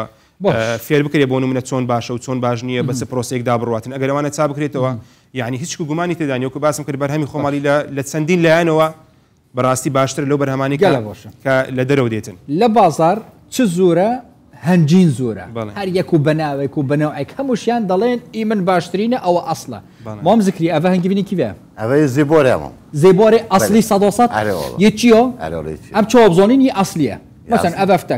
مثلا بۆ من جەڕبینە کە ئاس چۆبزۆن زۆنێت شتوت تێتە جەڕبۆن ئەوەها هیچبینی ئەسلی تو دۆنێ جێکی مەقصد جێکی سۆر دێ بهۆری دوکی ڕوونێ دەسپی دێ قەرست یعنی قەرسی قەرسینەوە دێ لویز بیتەکی ڕوونێ ئەو دۆنێ بەر گەرمۆتی ئۆن بێخەت ئەوە گەرمدۆ دێ چی بیتەوە ئەوەی کوشا کردۆی بنێوە دێ خەر بیتە زری زوک خیزوک ئەوێ کو دەربەتێت مەقصد هەندێکی هەیە مام هەندێکی دکۆنی یەکسەر بێت بزۆنێتی ئەسلیە نەبێت کتات سەلاجێدا و قەرست مثلا ها هەندێک بژن ئەکەت و ڕۆکی نزانم هەرچەند درێژ بێت و دیۆر بێت ئەسلی یانجی بسۆژی تستێک وسە هەیە دێ بوو درێژبینی درستە باس نزانم باز درێژبینی هەندی بەرنەدەت ئەو هەیە ئەسلیە ئەسلیە هەندی بەرنەدەت ئەو گەڵکی بۆشە بەس قەزیۆ نەعەسلی و عەسلی مرۆڤ هەندێ زۆنیت نەخوت تەعمە مەسەلەن چەندەوە هەندی بەرنەدات مەسەلەن ئەمن ئەوها ڕاب ملاکەکەیە ئەوێ ڕوون گونای ناوێ کۆبینە ئەوەتە نەناوێ ڕوونەیە دووبە دەستخۆش ئەوە تیدایە تیدا ئەوەش هەیە ئەوەش هەیە ئەوە دووبەیە بەبێ شانە بڵنکە تێ هەڵینەوە بۆ بڵنکە پچێک بۆدە ئەی ماشەڵڵا تۆمیشکی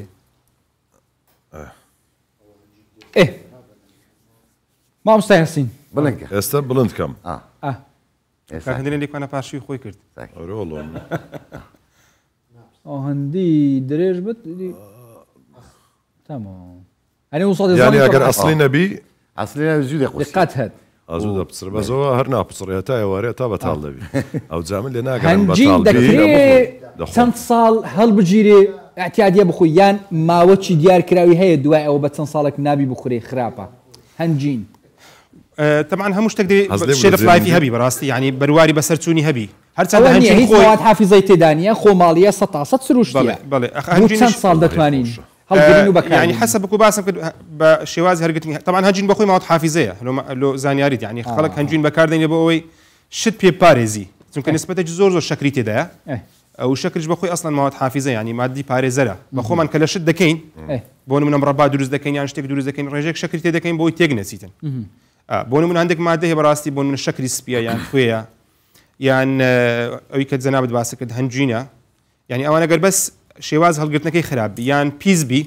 بەشتی تر ئەگەر تێکچوونیان زۆر زەحمەتە ئەوانە چکە خۆیان ئەسڵن ئەوەنە مادەی پارێزەرن لە خواردنیت کە دروست تێ دەکەی تاوەکو بەڕاستی تێک نەچیتن بەڵام هەندێک جار کە پیس دەبی طبعا هەندێک میکرۆبات لەسەری پیس بوون ئەوە پیس نەبوو شوێنە کەشی باشە بەڵێ ئایا زانستیان ئەمە دەتوانین بڵێن ئەوەندە ساڵە دەتوانی هەنجین هەڵگری یعنی تەسەوڕ دەکەم بەڕاستی چەندی باش هەڵبژێرێت تێکچوونی زەحمەتتر دەبیتن چەندی باش هەڵبژێرێ بۆ نمونە کەسێک دەستی لێ نەدا دەستی پیس بێت یان میکرۆباتی لەسەر بێت تەسەوڕ دەکەم یعنی بۆ مودەتی زۆر هەڵبژێرێتن ئەوە چیا دوو برنج مام زکری بەڵێ برنج خواردنێکە کە لە هەموو ماڵێک خواردنێکی ینی ڕۆژانەشە جۆرەها ناونیشانی بازرگانی هەیە تێدا جۆرەها ناو هەیە ڕەنگە برنجی هەندرێن برنجی مام زکری ینی ئەنوا توزانم ئیوا هەیە قسە هەیە دەکرێت دەڵێ ئەوە برنج نییە هەندێکی کە دەڵێ ئەوە مام زکری ئەم برنجانە چین برنجا بێگۆ حالیان ئەوە هەیە بژنەوەی صدری يعني عربيت بيجنا عنبر عنبر او بوندارا بوندارا بس وقتی كل هنگی ده بونه ده استجبوني هي ابون هيا بس كنت خوشه كنت تكلم اوتيا او ششمه ششمانجي باشه بو پیدالن ششمانجی شش حیوا دوری خدا بید آوه داوی حتی بید یعنی هر طواب شش حیوان آوی شش حیوا حتی چید بید سیمانگیش سه حیوا چید بید خواهد که هستیم بونکه بس ما مستعبش زور حساسه بو خراب بینیا يعني تنشي كميل آشب که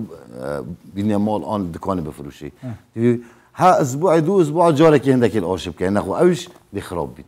طيرت كويته زور حساسه بونده باشه اما جیاوازی لەگەڵ ئەو برنجانەی دیکە ینی زۆر جار قسەیان لەبارەوە دەکرێت حتمما تۆ شارەزایت هەیە لەوە مەسەڵەن برنجێکە کە دیارە لەکوێ و چۆن نییە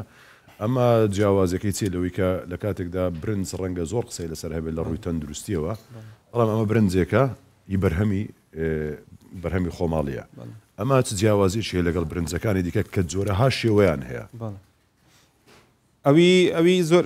ئەوانی کە لەدەست جەنابتە ئەوانە زۆرتر پێیان دەگوترێت شۆرت گرین یعنی کورتن بەڵێ ئەوەی تر کە لە بازاری زۆرە یعنی ئەوانە کە برنجی خڕبز دەبێت برنجی دەنگ درێژی پێ دەڵێن یعنی ئەتا لە ڕووی بەسەرەن عفوان لە ڕووی لێنانەوە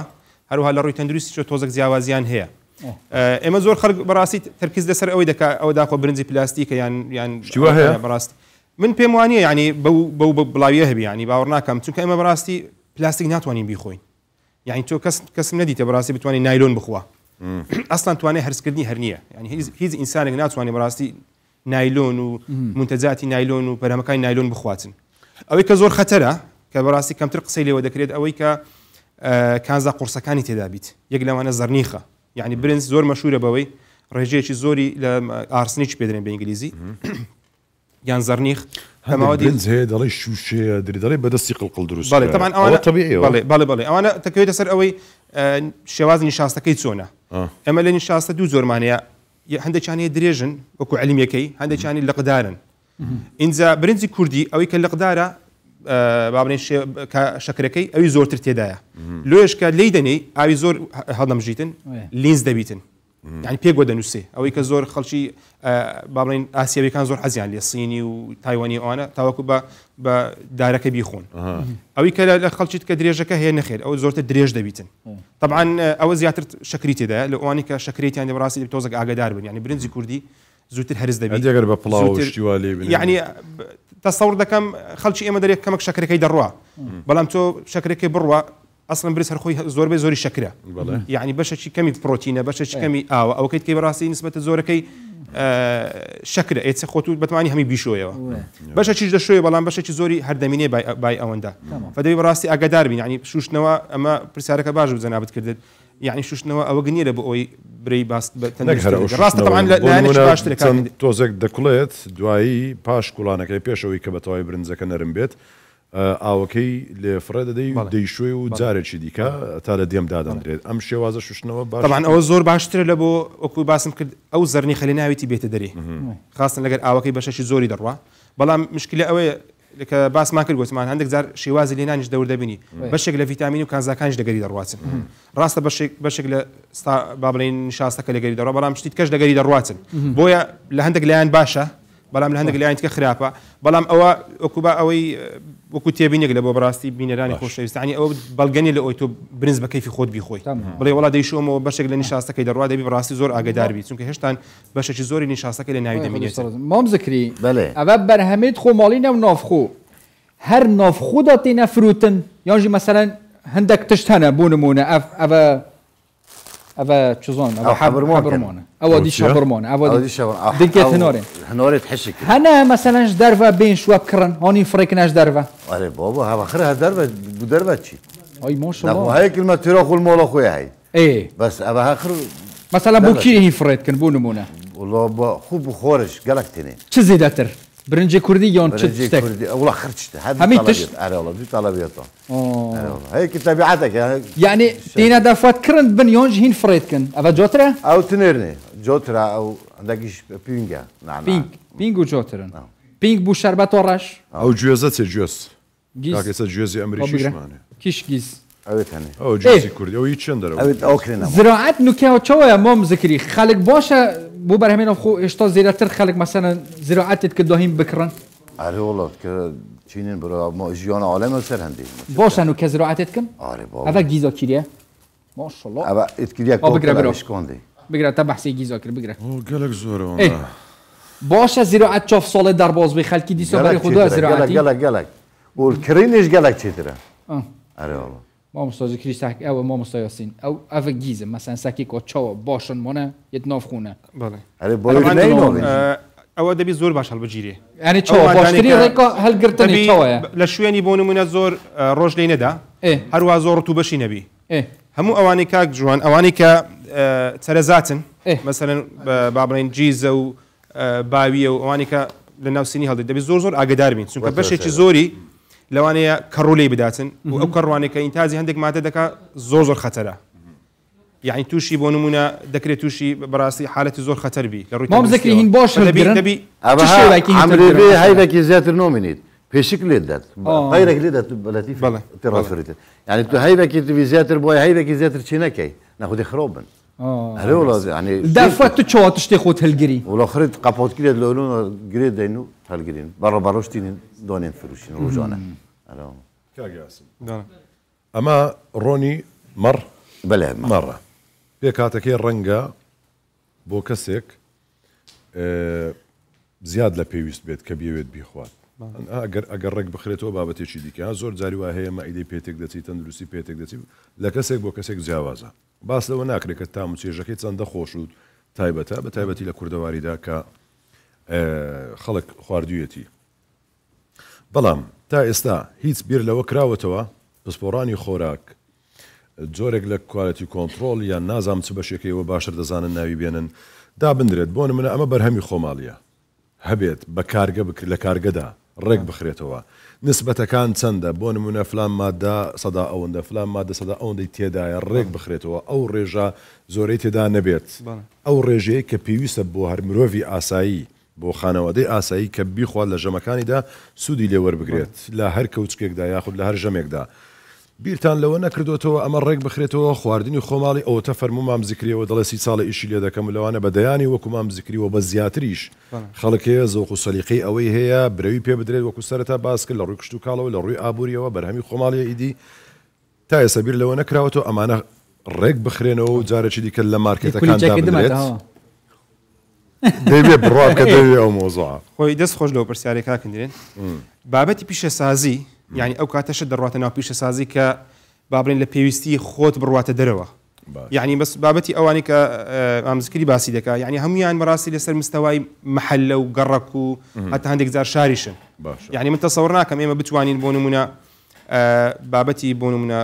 ڕۆنی حیوانی بڕواتە ناو پیشەسازی لەبەروی ئەسڵەن بەرهەمەکە کەمە بۆچی گەر هەوڵی پێ بدرێت خۆ هەناری ژەواب بستە هەناردە دەکرێت قەیدی ناکە بەڵام ئەوانە بەرهەمیان کەمە یعنی من تەسەوڕ ناکەم بۆ نمونە ئەوەندە بڕەمان هەبیتن کەمە مام زکری کێمە گەلێک زۆر بەرچی کێمە ما مستا بله شیر نکته فروتن هالمال بله خرده بن بو معامله دول درما و يد او شیر نامینید بر هندی برون قوی ناخذ برسالك تواوا يعني تو مثلا قبتواني بري بي بدي براسي بركي زور بكي يعني خو زور باشتر لو يتوشد لدرو بيني براستي لو انا تو او كباز دكين خود دابن كاري يعني براسي اسايشي خوراك خو لو شتانو دس بيدك يعني تو بتواني براستي او برهماني هيت بري بي بدي هم للري كواليتي هم للري مثلا بروا ئیتر تۆ دەتوانانی بەڕاستی خوددابینکاری تەبی ئاسایشی خۆراک دەبی پێویست ناکە شت لە دەرەوە بینی بەڵام ئەوەی کە باسم کرد زۆربەی زۆری لە مستەوایەکی مەسەرەن زۆر لۆکاڵی و مەحەلیە یعنی نەچوویتە ناو پیشە سازیش هیچ هەوڵێک هەیە پرۆژەیەک هەیە مەسەڵەنەوە هەنار دەدەکرێت بابەتی دیکەش بەرهەمی دیکەی خۆماڵی وارێ بکرێت ئەگەر ڕێژەکە مەسەلەن زۆریش نەبێت بەڵام ساڵانە وارێ بکرێت کە برەوی پێ بدرێت ینی هەم لانی کەم بەشی ناو خۆ بکات بەشی ناوخۆ لانی کەم هەوڵێکی وا هەیە والله من بەڕاستی ئەوانە پێویستی بە زۆر لایەنە یعنی بەڕاستی پێویستی بە یعنی زۆر زار ئەو جوتیارانەی کە ئیشانە دەکەن ئیمکانەتیان زۆر محدودە یعنی ئەمە پێویستی بەڕاستی بە بەشێک گەورەترین لەوانەیە مام زکری ئاگای لێبی بەشێک لە کێشەکانی جوتیاران ئەوەی بەڕاستی مۆزوعی بە بازارکردنە تۆ گەر بازارکردنت باش نەبی یعنی دەهاتەکەت نەبی بەڕاستی ئەو بزنسەی هەیەی لە مستەوایەکی زۆر محەلی دەمینێتەوە لەبەر هەندێک یعنی ئێستا بۆ نمونە هەنار چونکە بڕەکەی زۆرە هەندێک جار لەوانەیە لە مەوسمێکی زۆر دیاریکرا و لە پێداویستی خۆ زیاتر بیتن دەکرێت بدرێت یعنی بینێرینە دەرەوە بەڵام تۆ کە شتێک زۆر کەم بوو یعنی تەنها لە مستەوای محەلی دەمینێتەوە ئەسڵ ئەگەر لە هەناردەش گەڕین هەر ئەزعاف الئیمان کاکە لە ناوخۆ بەشمان بکات ئەوەندە پێویست نکات کە لە دەرەوە ئێمە بێگومان ئەمە کێشەمانی بەڕاستی ئەگەر بینە سەر پرسیارێت بگەڕین و سەر بەڕاستی کێشە و گرفتەکانی بەڕاستی کشت و کاڵ و پیشەسازی و ئاسایشی خۆراک و ئەو بابەتانە باشە بەڵێ نمونەکی ئەمەرگری مادەم بازارکردنە ئەوە هەمی دەستی خۆماڵی ئەس مام زکری وەرگرم مام زکری بەری 30 ساڵە تا چاوە دەست پێ کرد و نوکە وەزعیتەیە چاوە گەلوی شوولی گەلک باشترە بەری 30 ساڵە چاوە بیجێتە وەکی نوکە نەبی نوکە پتر عاڵم کرێت و پتر بوومەتێت و عاڵەمی پتر قەنعاتیشەوە پێ هەی دکانێک تەبی بەری 30 ساڵە نوکەتە چەند هەنە 4-5 يعني كوشول زيادتره الحمد لله دو خازير سر زيادتره زيادة وفلاشي زيادتره بورك اما من قلت سيدوش جوزجا وكي برنج وكي اشتكوا كان جرونو بيدوجني برنج جرون بينو فلانش جرون بي اكثري عرب بن خرج تاخوري الدوتين اري والله ما شاء الله مام ذكريوتي او شبرمونه سركه سركه هنار بيزنس سركه هنار ام بيزنس شبرمان هذا هنارو قد كيفيشن ودي كالينن كانت وليده كابينه بك رسمي كابس كده خورتي بعد بيتها زكودي ابي درجه ايك كاتشك شي لازم كاتشك كابينه وقت خوده برای من نگوین خاری برای مشابرمان ده خود او زحمت هذا نه ام كمان قرا برنج بيشي قرا برنج تشي برنج بسرك الله والله خوشم دەزانم ساهموتان دەوتوان ئاوی کردێن مام ذكري بلي تاتوفي شوليت كي ما شاء الله كي نكات قالت شولت مثلا درفتا كاري بوارانجي پیدا بد خيراوي شولي بله وكي كوريتا كي دي قالت شولت او سي كورن قام شولت كان ما شاء الله جبلي كوريتا ها هر سكن قام شولت كان واس بخوش يرسرشوش از بخوتين ما برداشت تو اوش فروشن بله مثلا افوتا قلت يجي درفتا كوري بوندا كي ديجي بتا پیدا كين مثلا بونو منها هجيرات تكريه تربيه فندق جنكو بله حشكتين هو وين ذكر المقصد كمية روزانه بو گرمه حتی وارد فروش ما كده ببینیم 4-5 صندوق اگمون دیس که ما سوار دو بو مولا کیبن او دی هشکن بوما هاي كلمه نيفك جورا كودي نيفو دي كرمه با دي ما دكون فروش يعني فدستي كوري بو هندا عندك ديجي خير جدا عين هنو ابدي شبرمون دي هنو رو كرم مقصد دو روجا سير روجا كمية هنو رو دي من تبلوري يجونتر دين او دي خراد لي جرم دي بام بو مولا بام دي بو من شيكن سروبر نيفي او نيفويش دي كرمه بجورا كودي يعني كما بطلود فروش هر دكان وجه والاكري هي يونجي تلبر الجهه دي جيفاكي لا والله بس اوكري بر بروجكت هذا بس تيرو معايا الحمد لله جونا ما بيرفع تشتكي دي هي ام بيجني اونلاين انا ظنم كشر زياتات بواري السوشيال ميديا وانا هاب موبايل خليك تشتات كرت واه مثلا ندي طلب كده بيجد بو من 6 كيلو تنجفيني بريكو موبايل بريكو اونلاين كوريتا في شوليت يتكن او يجيتكن اونلاين نخواص نظام بس اري اوتكن مثلا دي طلب كده بيجني هندا كيلو ابو مفريكا بو نمونه سليمانيه مقصد دي جارك هي دي كري دي بخوباي دي مره جارك دي فتا تلفونه بريدي طلب كده بيجي فلان مثلا نكبوت شكي طلب كت نوفيكي هي انا ظنم مثلا ما كورتي هي كور كوب داف من مثلا نكي كي في ابو خو جيزا بكرت كيلو جيزا بچنده يعني شلي كرم بس هي من داك يا خوي انا نوفيد ميل سر ديكوب نا بلكي اوي دي سوشيال ميديا اوتش سربن اخر سر همش انا ظن بس بتشكو تشكري سوشيال ميديا مثلا سناب شاتي وانستغرامي هي فروشقها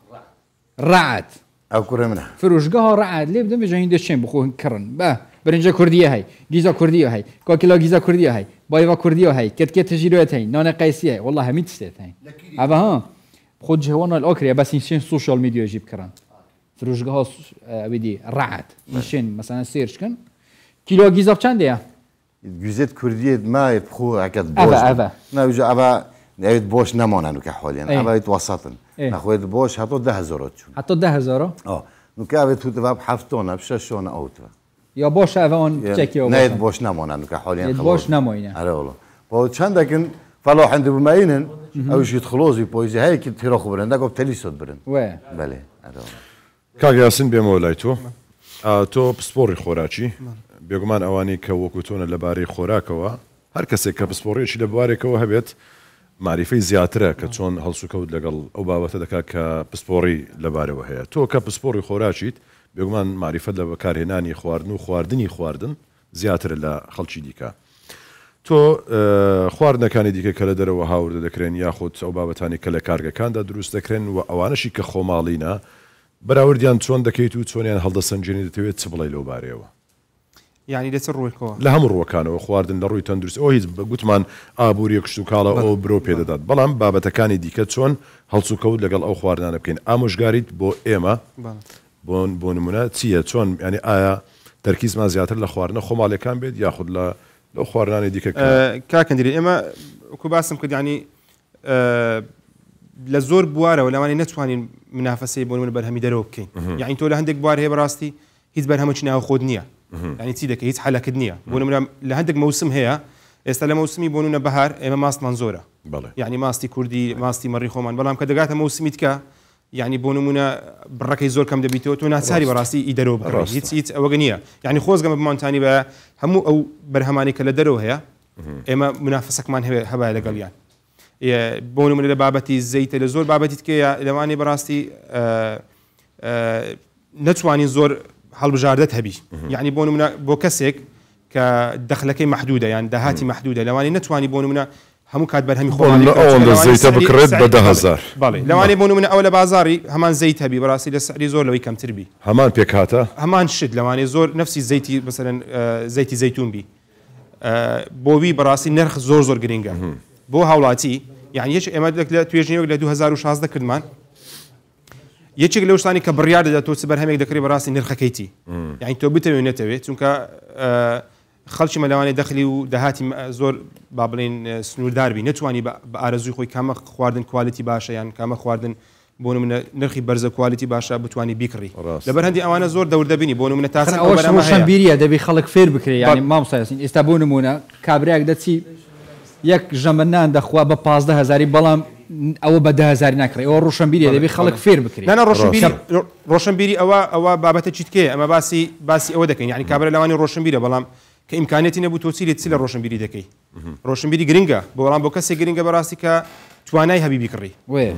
وایە نا بەڵام ئەوکو باسم کرد یعنی ئەوەی پرسیارێ جەنابەت یعنی تۆ چۆن هەڵسوکەوت لەگە خواردن دەکەی دەبی بەڕاستی یەکێک لەو شتانی کە ئێمە زۆر ئیشی لەسەر دەکەین لەگە قوتابیەکانمان لە یعنی بەرنامەی هاوشێوەی ئەوە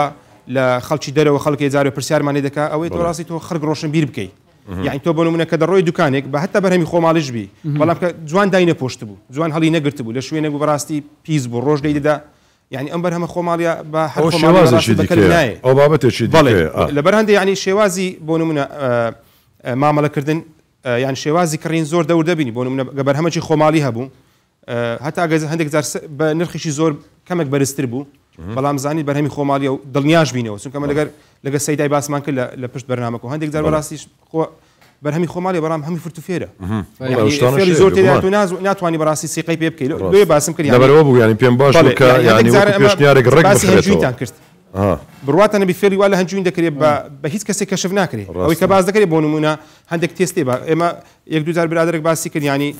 تۆ لە ناو قاپێک دادنی هەندێک ئاویتی دەکەی ئەگەر دەیزولێنی ئەگەر شانەکانی دروست بەوە وەکو هەنجوین ئەو ئەنجوینی ئەسلی بەڵام من لە خەڵکی زۆر بەڕاستی پسپۆر پرسیتم ینی توێژینەوەی کردووە يعني فێری واری دەکرێت بە هیچ ئەمش ئەو قەنەعاتی توم هەیە لە هەنجوین ئللا دەبی لەگەڵ مێشەکەی برادەربی بیناسی ئللا لەگەڵ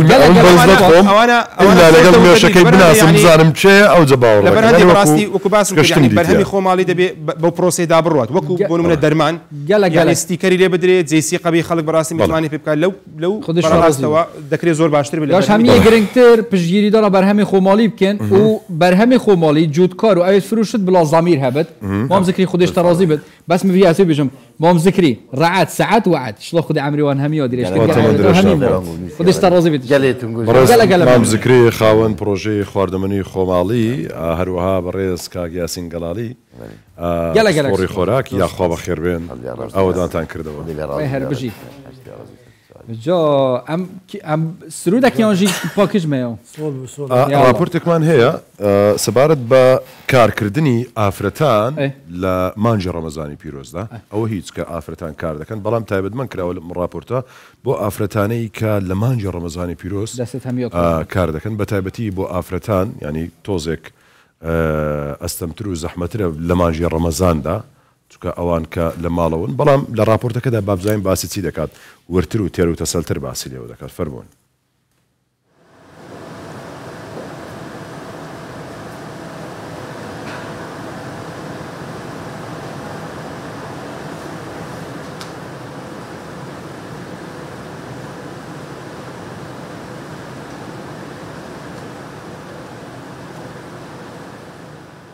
کارکردن هەر بە عیبادەت هەژمار دەکرێت لە ئیسلام ئەم خانمانە بە شەو کارەکەن بە ڕۆژ دانەوێ عیبادەتەکەیان ئەنجام بدەن و بە شەویش لە کارکردن بەردەوام بن بۆ ئەوەی ببێت بە دوو عیبادەت بۆیە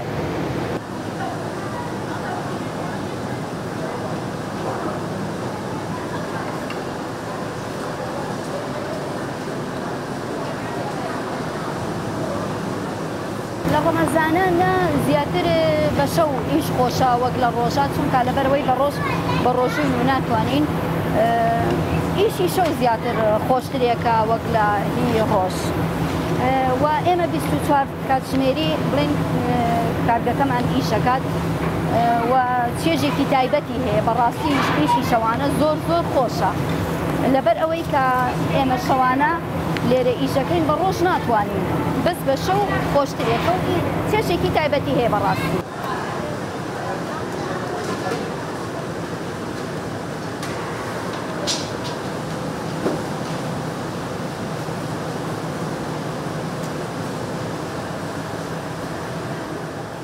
لەبەر خاتری مانگی ڕەمەزان بە شەو ئیشەکەین ئیشەکەمان کەوتوتە شەوە بە ڕۆژا بە ڕۆژوین ئیتر ناڕەحەت نین لە ئیشەکەمان وەڵایی شەو بێ ڕۆژ بێ ئینسان کاری کرد هەچ کارە یان ئەگەر شەو بیان ڕۆژ بێت هەر کارە بەڵام ئێمە لەبەر خاتریەوەی کە بە ڕۆژوین پێمان خۆشە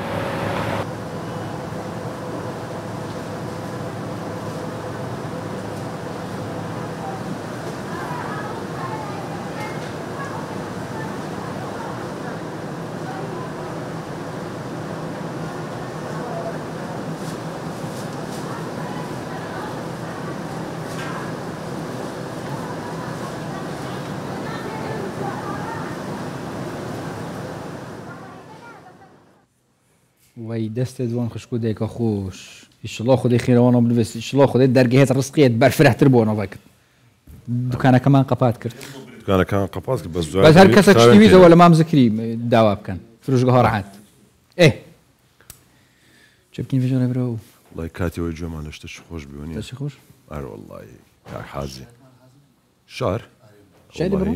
کەیف خۆتان شارێکمان هەبوو پێڕادەگەین کاک محەممەد شارەک یاڵڵا با سرودێک بڕۆین ئەگەر ماوە ئەو کاتی ئەگەر ناسبەی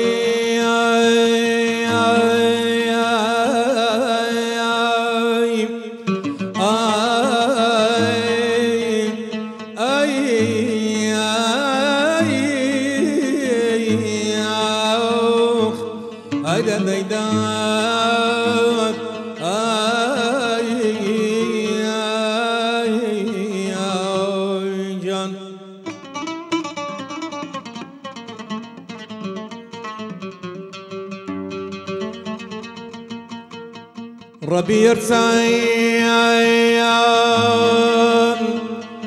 شرمزارو رو رشيدي وانتيام أفريدي ذاتي باشي أقدسي سبحانتيام تيكشي كواي لجرباري قناعي خامتي وبجانوب ذل هرب هواي بخشش وغفرانتي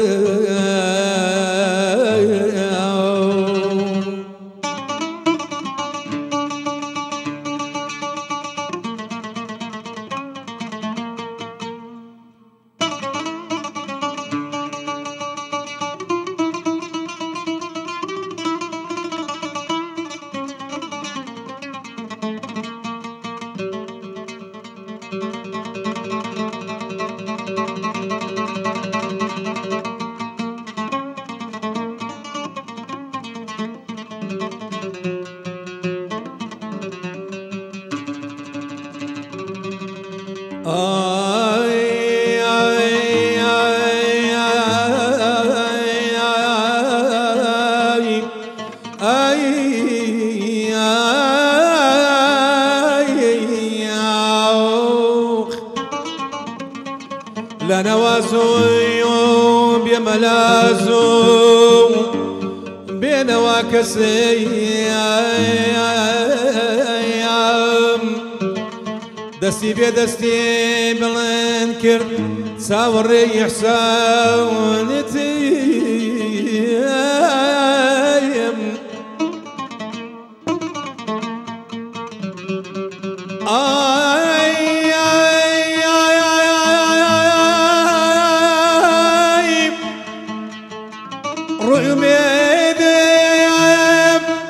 كرتقابي برقاي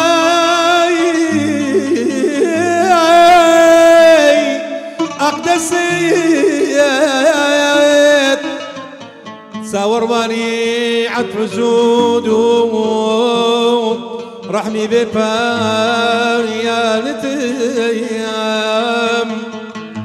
أي خدايا رميا دس الضرم من بوتكاي أحوالي خويم سنك غرقي بعري بيسي بوغلي عسيانتي سيبكم بولاي سيبكاي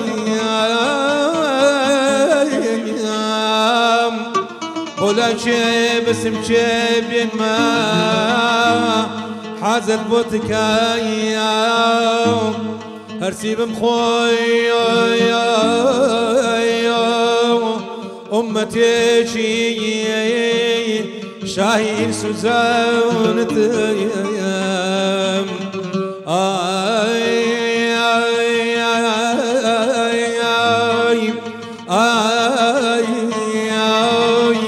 أي خداي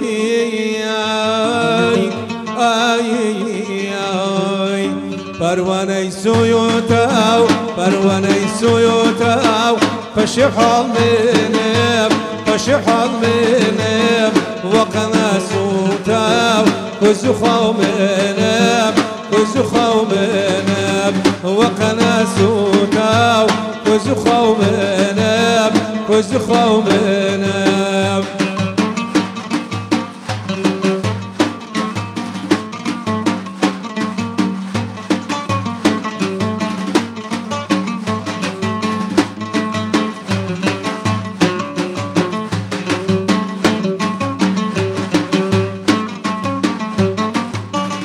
راسي بيني تصير لهردان منام لهردان منام راسي بيني يصير لهردان منام لهردان منام تساوي سيرخي تساوي سيرخي بوفا منام بوفا منام منب تسوي سرخي بوفا منب بوفا منب برواني سيوتاو برواني سيوتاو فشحال منب فشحال منب وقنا سوتاو وزخو منب وزخو منب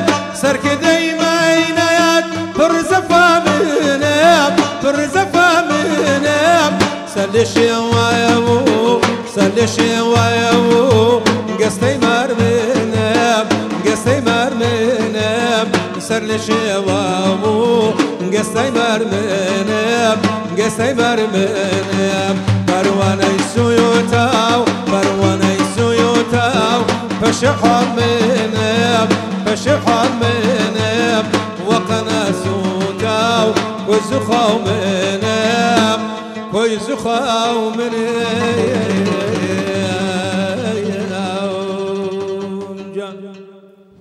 وي يا اخوان خذ اشترازي يا اخوان ما عندي نبي دستك رفضن قهر بمينت يا ربي سلامت بياخذ دستن قوش خوش ما مستاري بوار ما مستاروان ما دم قلا كرتي موي اف شعرات حاضر كري فيد ماي كده بيشكش دي باش يلا خاشيوا 24 تا بيشكش كرن ان شاء الله ام هردم بشين خدمته بكين والسلام عليكم ورحمه الله وبركاته قلب منو او شعرتان بيشكش دكين خاشي واجي خير وبركاته وصحبه يا ربي يشوي بيشكش تامكين كرام خواتان لقال بس دارنا يعني كبيشكش ما كرهت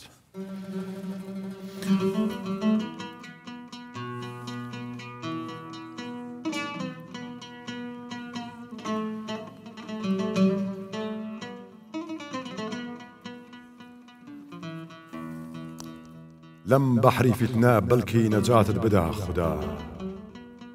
داويني يا خدا بقرا بردنا خدا بكس منم كسيل الزبانم بقانية هم دم خدانا ناسنو دم پر ليا خدا عهد وفاي سخري بد عهدي وجفا هر ما بدادي أهلي وفادا بقى خدا أرو كسك خيري دعاي خيري دي وليم دائم دعام الشر لمن لا بدا خدا لطفي بحالي منك وتم أو وتي بقار تو شيخي با خداو أمن شوخي نا خدا غيري أما كسوين دي دروي بي بخونو بس قرباني ناوي لناوى نما خدا تا ظلمتي وجود تريكي لنور عشق سيبر نما هتاوى كمحوي نما خدا